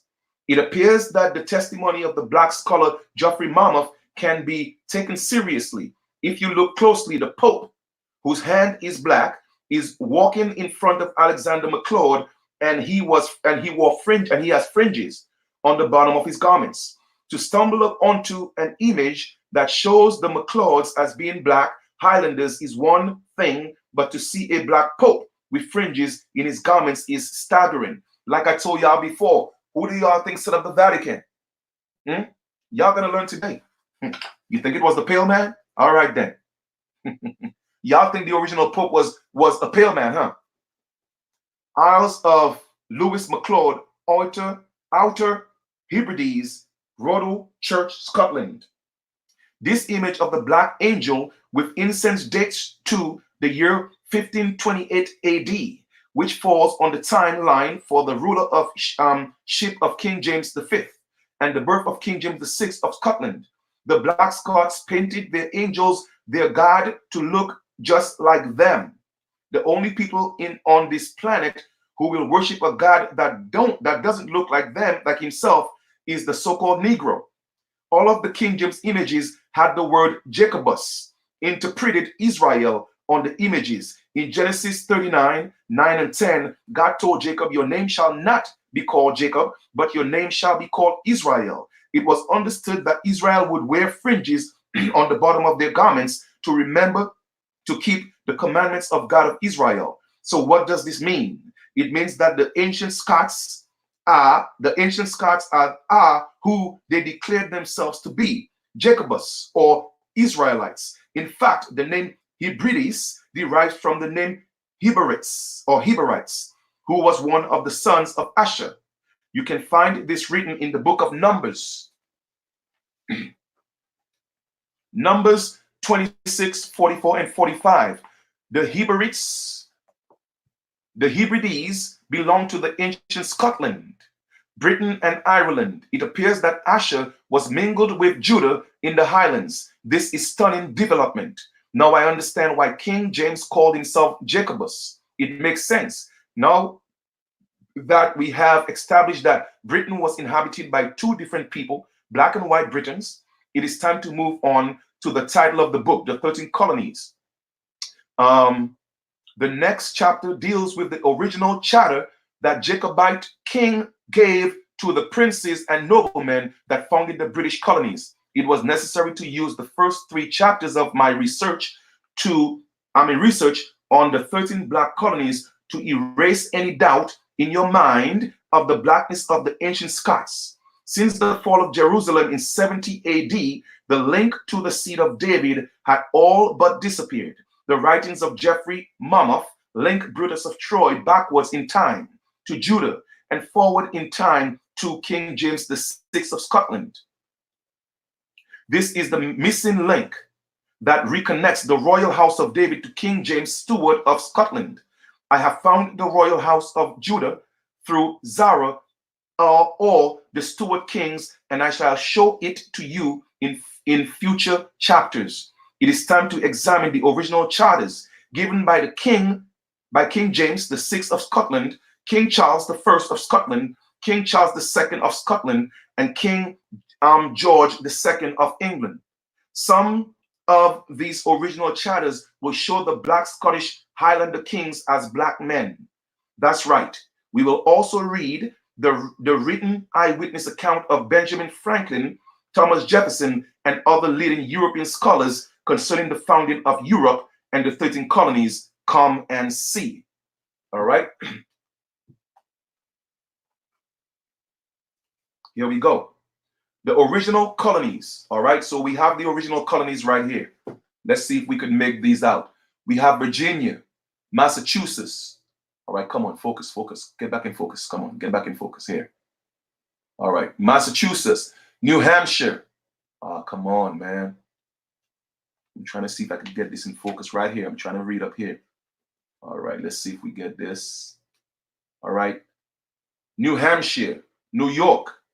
That was in 1624, 1625, 1664. Maryland, 1632. Connecticut, 1638. Rhode Island, 1636. Delaware, 1638. North Carolina, 1663. New Jersey, 1664. South Carolina, 1664. Pennsylvania, 1681. Georgia, 1732. All right, let's read. We have been taught in the classrooms that slavery existed in the 13 colonies, but it is impossible. There was the Council of Westminster, 1102, that was held in London that ruled the peculiar institution of slavery was illegal. So that's why I keep telling y'all, slavery, that whole thing of slavery, that wasn't true. These people came here as indentured servants, brothers and sisters, because slavery was made illegal in 1102. Okay? It didn't become legal until the late 1800s or the early 1800s or the late 1800s by King George, the one who set up the colony of Georgia, and he was a German. Okay, let's read this again. We have been taught in the classroom that slavery existed in the 13 colonies, but it's impossible. There was the Council of Westminster that was held in London that ruled the peculiar institution of slavery was illegal. The English Magna Carta of 1215 held that all men have the right to liberty. Then there was a case in England in 1569 in which a Russian by the name of Cartwright was seen beating his slave. He was arrested and brought before the courts and tried. The Court of England ruled that the institution of slavery is not recognized in England. The reason I have cited all of these cases and laws is to prep you for the truth that slavery was not recognized in England. And once again in 1569, the nobles and the kings of England were black. Okay, they were black. So once again, let me ask you a question. How did the pale man enslave you? I'll wait.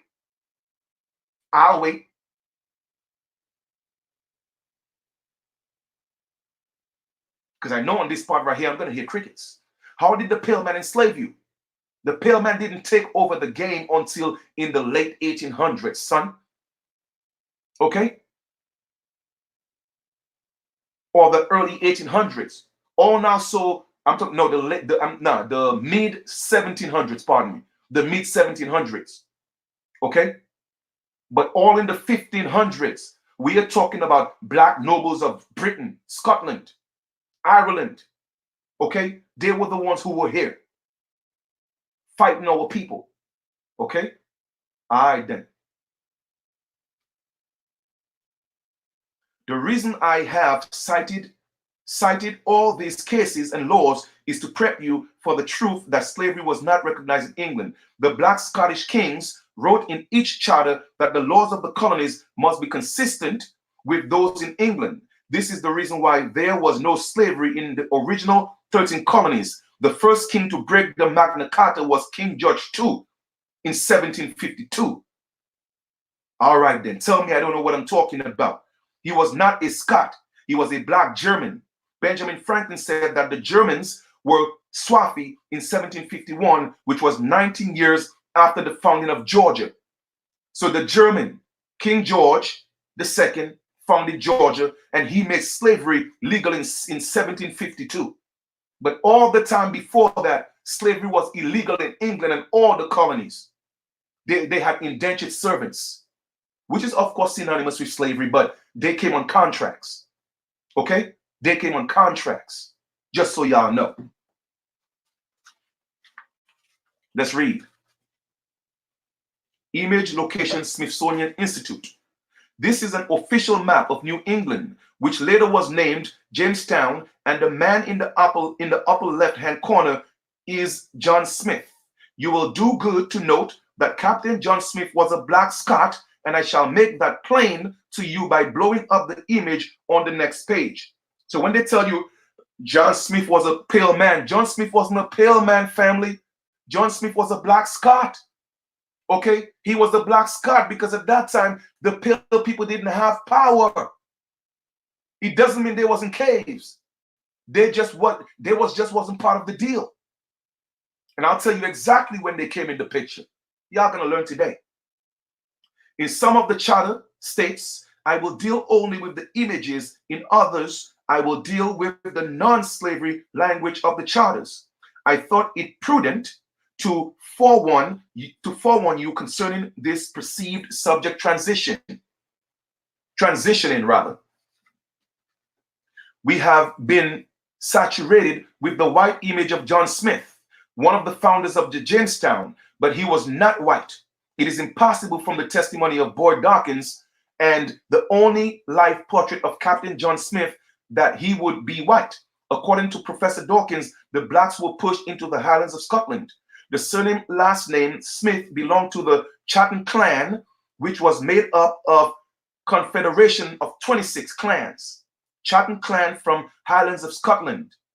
And Smith was one of the clans. On the next page, I provide you with a map of the ancient Scotland that shows the Chatham clan being in the Highlands of Scotland. All right, here we go. All right.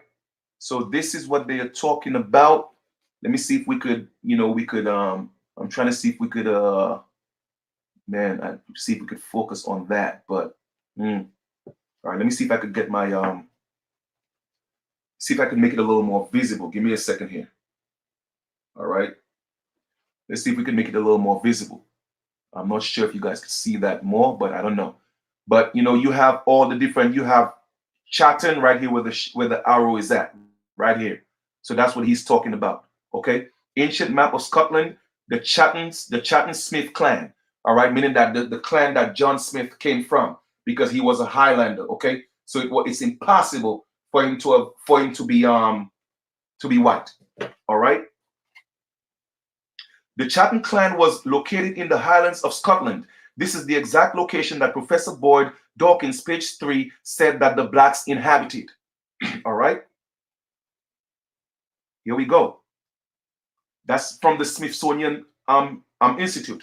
This is a copy of the original map of Virginia that was drawn by Simon de Passé in 1616. This image of John Smith was copied from the original. I have slowed the image down on the next few pages so that you can see the true color of this man.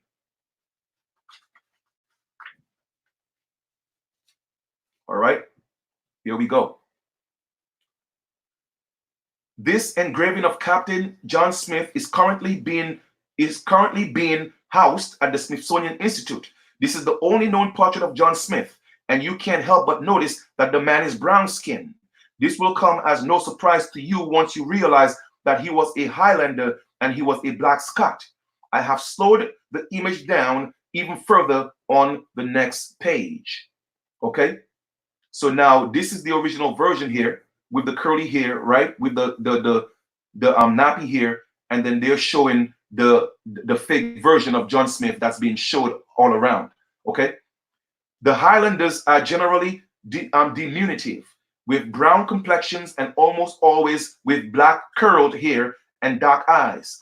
Annals of Caledonian, Picts and Scots by Joseph Ritson, Volume 2, Edinburgh, Ward D, Lane, 1828, footnote, page 7 and 27.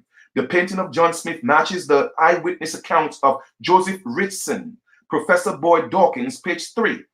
The Ship's Manifest, page 135, 137, 139, and the eyewitness account of John Mackay on page 187. Benjamin Franklin describes the English as white and red, page 86, page 87, and page 88. This image of John Smith does not fit the description of a white man. Who are we supposed to believe? The guy that heard the story from someone else or the guy at the scene? I am going with the guy at the scene. All right. And though, therefore, for us, our heirs and successors grantee and agree that the said Sir Thomas Gates, Sir George Somers, Richard Hakluyt, and Edward Maria Wingsfield adventures of 4 hours city of London, and all such others as are our shall joined unto them of the colony shall be called the first colony. And they shall, and may begin their said first plantation, and see it of their feast aboard habitation at any place upon the said coast of Virginia or America. The charter for Virginia in 1606 was called the first colony, and to that end, that for more speedy accomplishment ere said intended plantation and habitation there are desirous to divide themselves into 2 several colonies and companies, the one consisting of certain knights, gentlemen, merchants, and other adventurers of our city of London and elsewhere, which are, and from time to time shall join unto them, which do desire to begin their plantations and habitations. Well, that's the style that they wrote. So I'm practicing the words the way it's spelled. In some fit and convenient place between 4 and 30 and 1 and 40 degrees of said latitude, and all along the coast of Virginia and coast of America aforesaid, and the other consisting of sundry knights, gentlemen, merchants, and other adventurers of our cities of Bristol and Exeter, and of our town of Plymouth. King James tells which cities participated in the colonization of Jamestown. Bristol, Exeter, Plymouth, and Cornwall were black towns in Devon. You see, here's the thing, family. All right. So now we are jumping into the colonies, but what he's not telling you how they ended up coming here in the Americas. All right. Because you're trying to tell me, are you insinuating, Lee Cummings, that when they came, there was nobody here and they just came to set up a colony, but we knew people was already here? So did our ancestors just lay back and let these nobles came and just set up shop when we already had our own systems? They're not telling you about the wars. So brothers and sisters, all before the 1616 and the 1609, it was slaughter. It was the American Indians versus these black Scots, the black Irish, all of them. And they couldn't beat us, okay? They couldn't beat us. So they had to go get help. Now we are coming into the truth now. So what they had to do, they had to go to their white brothers on the other side of England, of Britain, to get help. And what they did, they started bringing all the vagabonds and convicts and all that here as slaves, man. Man, listen, man, I'm telling y'all, this is so deep. Y'all have no idea. All right, no idea whatsoever. Maybe you do, but if you don't, man, it's real. Okay, this is huge because these cities are the location of blacks that Professor Boyd Dawkins spoke of. All right, and we do likewise for us, our heirs and successors, by these presentees grantee, and agree that the said Thomas Hammond, Riley Gabede, William Parker, and George Popham, and all others of the town of Plymouth in the country of Devon. Devon, see page 3. Here are some names of the leaders of the Virginia colony and their place of origin. Thomas Gill Conwell, George Summers Conwell, Richard Hakluyt Welch, Edward Maria Winchfield Welch, and Raleigh, okay, I guess Raleigh Gilbert Conwell. All of these men's last names place their origination in the Black Highlands of Scotland, and that is a fact. I have a greater witness than this. Okay, we might do maybe 1 or 2 more chapters, and then we'll take a break, and then we'll do a part 2 of this. All right, here we go.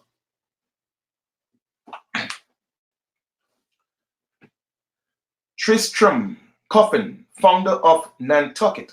Image location Wikipedia. This coin reads, these are the first of the race to settle America, and is dated to year 1642. All right, look at the image right here. The first race to settle America. Now we are talking about settlers. We are not talking about original people. You see what I'm saying? When you read, you have to read between the lines. Settlers. They came here. They're not from here. Okay? This coin reads, these are the first of the race to settle America, and is dated to the year 1642. Okay? All right then.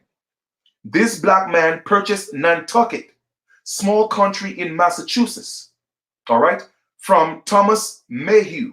And he also owned Tucanut Island in 1660. The name Tristram can be traced back to Devon and Cornwall, which was located of the Black Britons and Scots. Professor Boyd Dawkins stated that the blacks were pushed into Cornwall and Devon.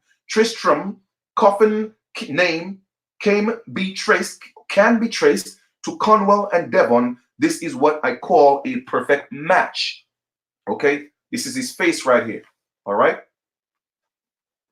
I believe that the first people to enter Cornwall were African pygmies. This comment and others can be found on pages 280 and 283 of Footsteps of Vanished Races in Cornwall. These people didn't vanish, they were massacred or deported. I have noticed in all the books that I have read that the honest scholars say these people vanished. It is a cover-up to hide the fact that the Black Scots migrated and founded the 13 colonies. It doesn't help when the victor has 2 of the greatest weapons in the world, a pencil and an eraser, all right, an eraser, all right. So when you are talking right now, right, you're talking about they left, all right, and they founded the colony. But let me ask you a question. What happened to the people that was there? So you're saying that our ancestors just allowed these people to just come and set up shop? Yeah, right. Okay. You see what I'm saying? They're not telling you about the wars between us and these so-called black nobles. All right, man. I tell you, man, this is deep. King James, the Duke of York, Duke of Albany, King of Scotland and England, 1664 national portrait. This image of Duke of York depicts him as a black Scottish king. He was named after King James VI of Scotland.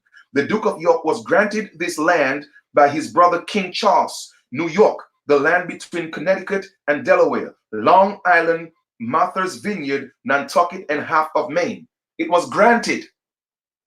How you just come into a people's land and take yours and say, well, oh, well, do you think the people that was there just gave it to you? No, we fought them. So brothers and sisters, I'm telling you, even in as early as the 1664, We were fighting people who look like us. We were not fighting the pale man. The pale man didn't have the power. Okay? The pale man came here as white cargo. Man, y'all think this is a game, man. Go read White Cargo. Okay? And I'm gonna, like I said, I'm gonna read some of the histories, all right? Okay. Here we go. Another book I have, which we're gonna get into. All right. Bound with an Iron Chain. Look who's on there. A Negro, a so-called black man. The untold story of how the British transported 50,000 convicts to colonial America. Anthony Weber. We got to get into this too. We got a lot of work to do, man. A lot of work to do. All right. Here we go. Labor in America. Talking about the enslavement of the pale people. All right. Who you think was bringing them here? It wasn't pale people. No. It was these black nobles. Man, listen, y'all gonna learn, man. All right. Then we got to get into this Moorish treaties, guide to treaties and declarations. All right. I think I already read this. All right. Y'all think it's a game. Another one. The Negro Question, Part 4, the missing link. All right. The Briton, King of Scott, the Irish. We got work to do, man. For real. Here we go again. White trash. All right. Race and class in America. All right. So I'm telling y'all, man, y'all gonna learn. All right. Boom. The Redneck Manifesto. We got some reading to do, man. Okay. They say you want to hide something from me, you know what, put it in a book. Well, I ain't one of them. I love to read. Okay. I love to read. Here we go again. The Curse of Cromwell. Aren't we just talking about Cromwell right there? The history of the Ironside, conquest of Ireland. Huh. Man, let me tell y'all something, man. I study, I read. All right.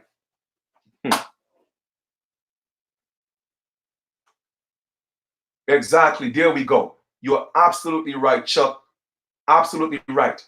The pale men have no power. We are still battling people who look like us. Y'all don't realize that. They still run the republic. The pale man just run the corporation. I keep telling y'all, man. I keep telling y'all. All right. Y'all gonna learn the hard way. When you roll that curtain and you see the Wiz look just like you see the devil look just like you're gonna say, oh, Chief Kalanago know what he was talking about. All right, let's read. This is the reason the book was titled The 13 Black Colonies, because based on the research, the original founders were 4 black Scottish kings and 1 black German king. Okay? 1 black German king. The colonization of New York. So let me ask you again. How is you now is the colonization of New York? So let me ask you a question. Who was there? Who did they colonize? Who did they colonize? I rest my case. The colonization of New York has to be split between the Dutch, French, and the English. They were all nobles that came and fight us. They all came together. All right? They all came together to fight us. All right? The French colonized New York in 1524, and the Dutch founded New York in 1826. In other words, they were fighting each other. The English took control of New York. That's another war in 1664. They all said, now we want a piece of that. We want a piece of that. So the French came and fought, took it over in 1524. Then boom, the Dutch came and said, nah, man, we want a piece of that. So then they won and they founded New York in what? 1626. And they said, what? Nah. Then who came after that? Then the English came and said, nah, we want a piece of that. We took it from the Dutch. Okay? Took it from the Dutch. So all this time, our ancestors, some of them picked sides and some of them stood neutral, because what they did was they were saying, okay, you know what? Yeah, you know, we're going to help you fight the English, or we're going to help you fight the French, or we're going to help you fight the Dutch. Join us. We will make sure that we protect you. When at the end of the day, they all came together and they all betrayed us. That's right, all dirty bastards ancestors. That was in New York. Absolutely. All right. Like I said, we're gonna piece this together. Y'all gotta know the enemies that's among you, man. You gotta know. You gotta know their descendants. It's too bad their blood is mixed with a lot of our people. All right. Anyway, in the year 1664, there were 7,000 Dutchmen besides the real Dutch. Prussians, Bohemians, French, Swedes, Norwegians, Danes, and 5,000 English, including Scots, Welsh, and Irish. Can I prove that these people were black? Yes, I can. See Benjamin Franklin essay, America as the Land of Opportunity, 1751. Why would the Palestinian Moors be suffered to swarm into our settlements? They will never adopt our customs any more than they can obtain our complexion. All of Africa, Asia, America are swarthy, black. Russia, Italy, Spain, France, Swedes, and the Germans are black. So they're saying all the people in this world or in these parts of this world are black. All right. The principal whites are made up of the Saxons and the English. The Scots, Welsh, and the Irish are not Saxons or English. When Benjamin Franklin writes this essay in 1751, the black German King George II is sitting on the throne of England. All right, so in 1751, King George II was sitting on the throne in England. Come on, man. Come on. Man, y'all better recognize, man. Y'all better recognize. All right. Benjamin Franklin. Okay. That's King George III of England right there. All right. Benjamin Franklin said that the Germans were swarthy, and he did not lie. The black German king, King George, was the founder of Georgia and the other 12 colonies who founded by the black Stuart Highland kings. All right. The New Plymouth Charter 1629, issued by King James VI of Scotland. In all and every or any of which said great and general courts so assembled, we do for us, our heirs and successors, give and grant to the said governor and company and heir successors, that the governor or his absence, the deputy governor of said company for the time being, and such of the assistants and freemen of the said company as shall present, or the greater number of them so assembled, whereof the governor or the deputy governor and 6 of the assistants, at the least to be 7, shall have full power and authority to choose, nominate, and appoint such and so many others as they shall think fit, and that shall be willing to accept the same, to be free of the said company and body, and them into the same to admit and to elect and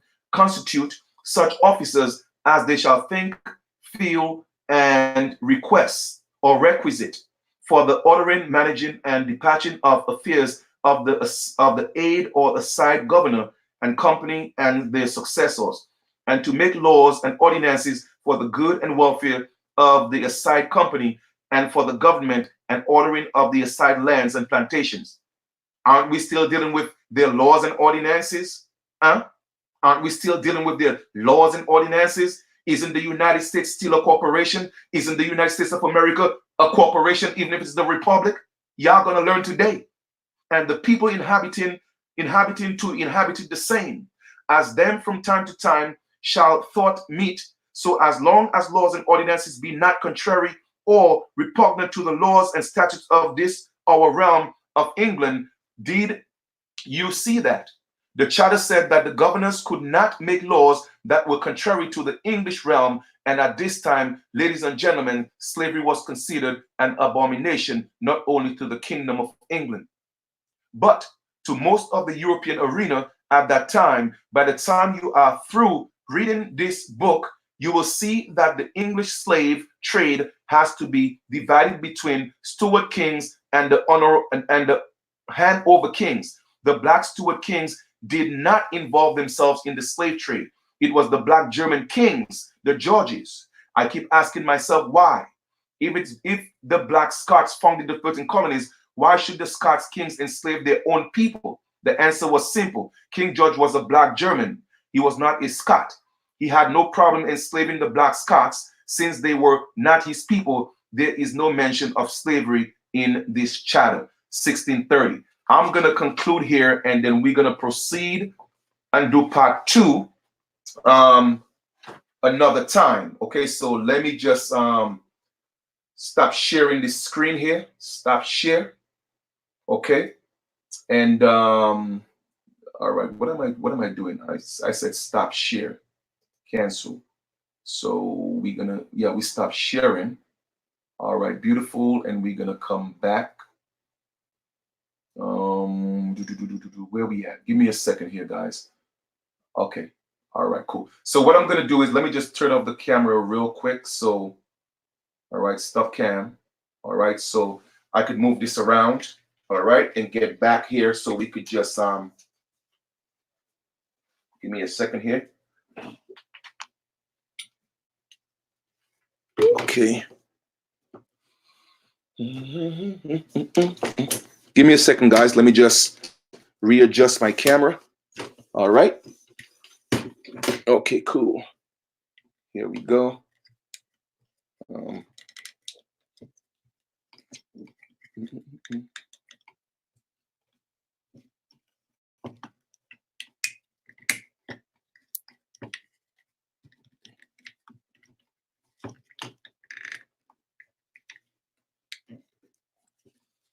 Give me a second. Okay, cool. All righty. Got that there. Put that down. Okay, let me see how this works. All right, let me make sure we're good with that. Put that down here.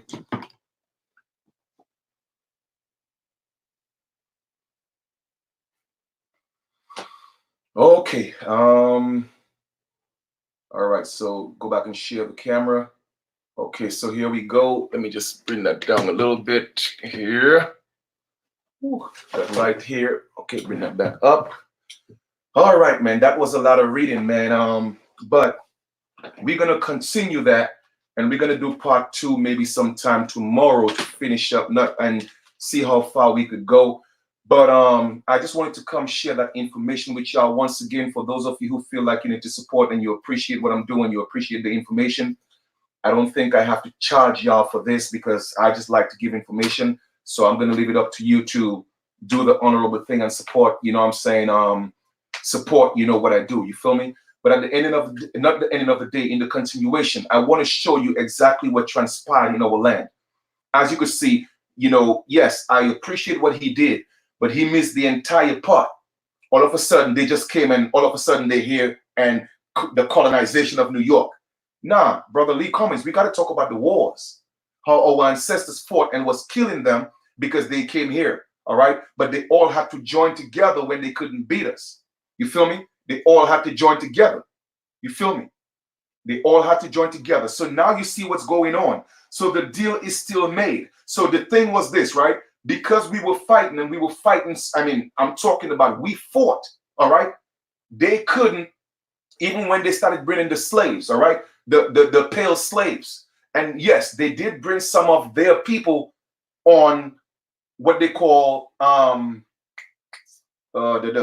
indentured, all right, indentured servants. So when they went to certain parts of Europe, okay, to get some of those slaves, when they went to those chiefs of those clans or those tribes or those kings, they told them they had an opportunity for their people. So that transatlantic slave trade is a lie. It's a lie, family. It's a lie. It never happened. It never happened. Real talk. Because slavery was illegal in the 1100s. You feel me? It was illegal. I'm just saying. So the majority of the people who came here, they came here as indentured servants. They came on their own free will. The only problem is, when they came here, all right, business was booming so much. When their 7-year period was up, these nobles, they went against their word. And that's how the rebellion started. So now you have so-called black servants and so-called white servants on this plantations or these farms, whatever you want to call it, and they're like, nah, these people don't want to let us go. We serve over 7 terms, and we see all the so-called black people walking around, which is the indigenous people or ancestors, because that was the deal. The deal was, it's either we're going to stay on the side and be neutral, or we got to join either side. Some of us joined the French, some of us joined the Dutch, some of us joined the English. Okay? But a lot of our ancestors stayed neutral. That's why when they had the first census in 1790, our people were not allowed to be on the census. That census was just their people. So now they integrated themselves into what's called the 5 civilized tribes. They created that. It wasn't us. That was the process, okay, of stripping away our identity by creating the 5 civilized tribes. See how it's coming together? They put all that in place. They put the natives in place. Who do you think is still running that? Who do you think is still running that? Man, listen, man, y'all better recognize, man. Okay? Y'all better realize what's going on. So I tell people, every skinfolk and kinfolk. So when they come in here telling you, oh, we all this and we all that, no, we are not. Because what they want to do is, you see, right now, they're caught between a rock and a hard stone. All right? What happened, again, I'm going to say it, what happened was the fact that this is how the pale man got in power. Okay? Because they are lying. I'm telling you, that stuff about the white man was in caves, that's a lie. That is a lie. They don't want you to know that the white man whooped their ass. They don't want you to know that. That's a lie. Okay? Yes, they enslaved some Caucasian people, but that was just a handful. Right next to them in Britain, you had the white man who moved them from one side of Britain into another side of Britain. Okay? So they had their own nobility. You feel me? They had their own nobility, but they got tricked. You feel me? They got tricked because when they started fighting us and when the slaves started revolting, they went and got more people from England. That wasn't enough. So they had to go make deals with their white counterparts. Okay? They had to do that. And the white counterparts tricked them. Okay? Tricked them and started fighting them. Defeated them. So now you have a white so-called queen in England. And when they came here, all right, they couldn't beat them because they had the power. All right? What do you think World War I was all about? World War I, what do you think it was all about? It was going around the world giving the power to the Caucasian man. That's what it was about. That's what it was about. So they say, okay, you know what? We got to make some deals here, man. We got to make some deals here. So they made a deal. So the deal was, you keep the United States. Okay? You keep the United States, the corporation. We will keep the United States of America, the corporation, but that would be the de jure company dealing with the republic. Okay? But the United States is yours. That belongs to you, the pale man. That's the deal. That's the deal we are making right now. And then the Indians will have their confederacy. All right? The Iroquois Confederacy. So it was supposed to be 3 entities. Okay? Them slave castles, all that stuff is fake, man. That stuff didn't exist, man. All right? That stuff didn't exist. People was literally waiting. They was waiting, kissing their family goodbye. Mwah, mwah, mwah, mwah, mwah. We going for a great opportunity. Ain't nothing new under the sun. The same way Africans and immigrants coming here to get visas is the same thing was happening back in the day. But they just didn't have visas. The contract was for servitude for 7 years. That was the form of the visa. Don't let nobody fool you with that, man. So all this slave castle in Ghana and President Obama going to, oh, well, this is where we came from and it's so sentimental. Man, that's a bunch of BS. That's what they want us to think. Because they don't want to tell you the true story. They don't want to tell you the true story. You feel me? The visa back in those days, that was the contract of servitude for 7 years. So these people left their homes, giving their family hugs, It wasn't nothing they was grabbing people. That was just a handful. So there was no slave quarters like that. That's a bunch of BS. Those were departure stations, okay? Like an airport. It's like 20,000 years from now, you have our children being told that we were slaves, and people who came in the airport, that is the slave castle, the airport. It's the same thing, family. Nothing new under the sun. At that time, it was just the means of transportation. So that was kind of like the embassy, so to speak, where the ship would come and collect those people who want to go work on consignment or go serve their time for 7 years. Ain't nobody come here like that, man. No, that's a lie. That's a lie. I'm telling you, it's a lie. Okay? It's a lie. Period. So at the end of the day, that was the deal. With all the wars that was happening, white flags had to go up. You feel me? White flags had to go up.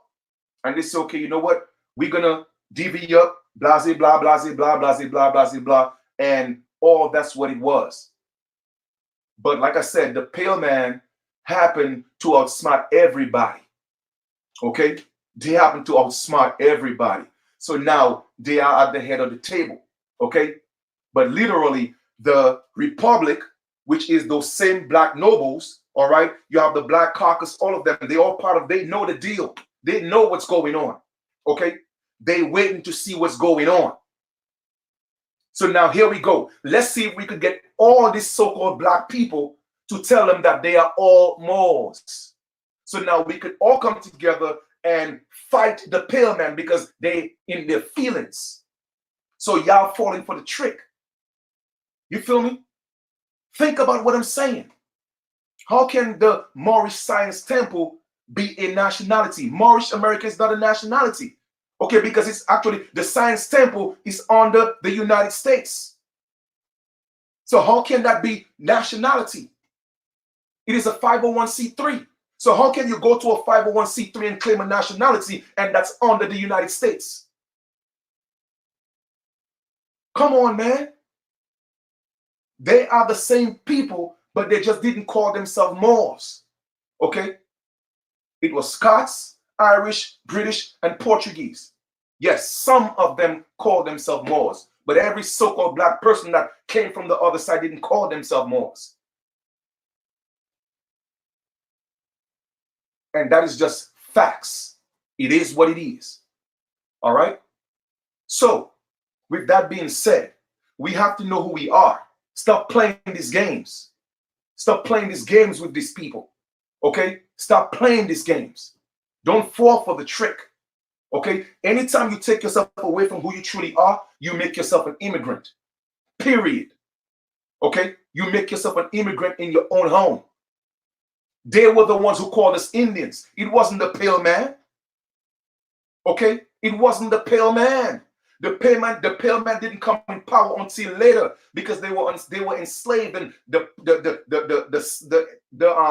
indentured servants or slaves, whatever you want to call them, they came together, both black and white, came together and say, "Now we fighting." Who do you think they was fighting? They wasn't fighting the pale man. They were fighting these black kings, okay, and their governors and their armies. That's who they were fighting. And then they say, "Okay, you know what? We got to go to England to get help." Now, let me ask you a question.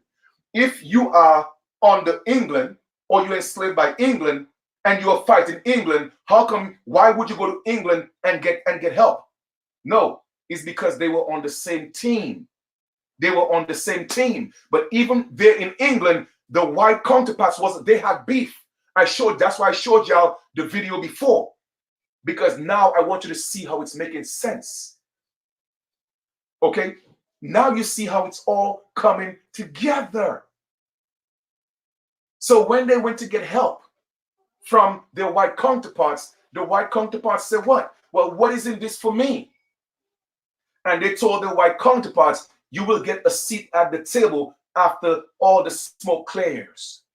Okay? So the white counterparts said, okay, you know what? Fine. But they tricked them. They used those same armies and fought them. And told them Indians, hey, listen, man, if you fight with us to beat them, okay, we will look out for you. Yes, a lot of our ancestors fight for the Caucasian man against them, because our ancestors remembered what they did to us. It was the people who came here that looked like us that first that came and took our land. So they pledged their allegiance to the pale man. That's why we are in the situation we're in today. Put that little puzzle together, Chief. That's what's going on. You see what I'm saying? So now everything is coming out in the open. So they want to bring back the republic because the United States is literally crumbling. So now they're fighting each other because it's the rise of, they see the indigenous people are waking up. All right. They want the people that have the republic, they're jumping up. You see what I'm saying? So that's what's going on right now. All this stuff that's happening. Okay. Look, they was trying to impeach Trump. All of a sudden, Trump, kills somebody and no talks of impeachment no more. It's all a game that's being played, family. So now we as the original people, it's a perfect time while everybody's fighting, doing what they got to do. We come together, we organize, we step up, and we do what we got to do. They can't stop it. They can't stop it. But we have to know the history. We have to know who's who. Anybody coming to you, telling you you are something else apart from who you are, and telling you this is this and this is that, no. Just know that they are not being forthcoming and they're not being honest. And that is a fact. All right. So I'm about to conclude this video. Like I said, we'll continue reading maybe tomorrow. All right. With the ancestors' will. We did up to page 65. So that was decent enough. The book has 196 pages, well, actually 198 pages, but some of it is references, but the information ends at 192. So we'll do probably another 60 pages tomorrow. We'll probably do this in 3 sessions. You know what I mean? Because like I said, it takes a lot of energy to do this. And I need a break. So I hope you guys enjoy this build. Once again, thank you. Thank you for being a part of this. So we're still putting the pieces together, all right? We're still putting the pieces together. I'm just giving you information, all right? But we're still putting the pieces together. And all right, cool. Let me see. All right, give me a second here. All righty. Yeah, man. So like I said, we got a lot of work to do, fam. We got a lot of work to do, man. So let's make this happen. All right. So enjoy the rest of your evening, and we'll definitely get back to this, sometime tomorrow. Yeah, again, if it's possible, I'll make it happen. Now, one of the main reasons why I want to show you this, okay, is because a lot of the pieces are missing. And people don't know what it is. So I want to give you more information so you will have, okay, a point of reference to do a lot of your research. Now, once we're done with this, we're going to go into a few more of the books. We're going to go into that. Again, open up your mind some more. And then we're going to go a little bit into white cargo. All right? We're going to do a little bit of that about that. And now what we're going to do next, we're going to talk about exactly what we have to do and need to do to step up. Because now something is in place, all right? There's always a madness to everything I do. You feel what I'm saying? So at the end of, well, in the continuation of life, because there's no ending of the day, all right? It's all life, all right? Let us stay focused, all right? Let's stay focused. So once again, thank you for being a part of the build. Share the videos, and thank you so much for the support. It's very much appreciated. You guys will talk soon. Peace, love, harmony, and light.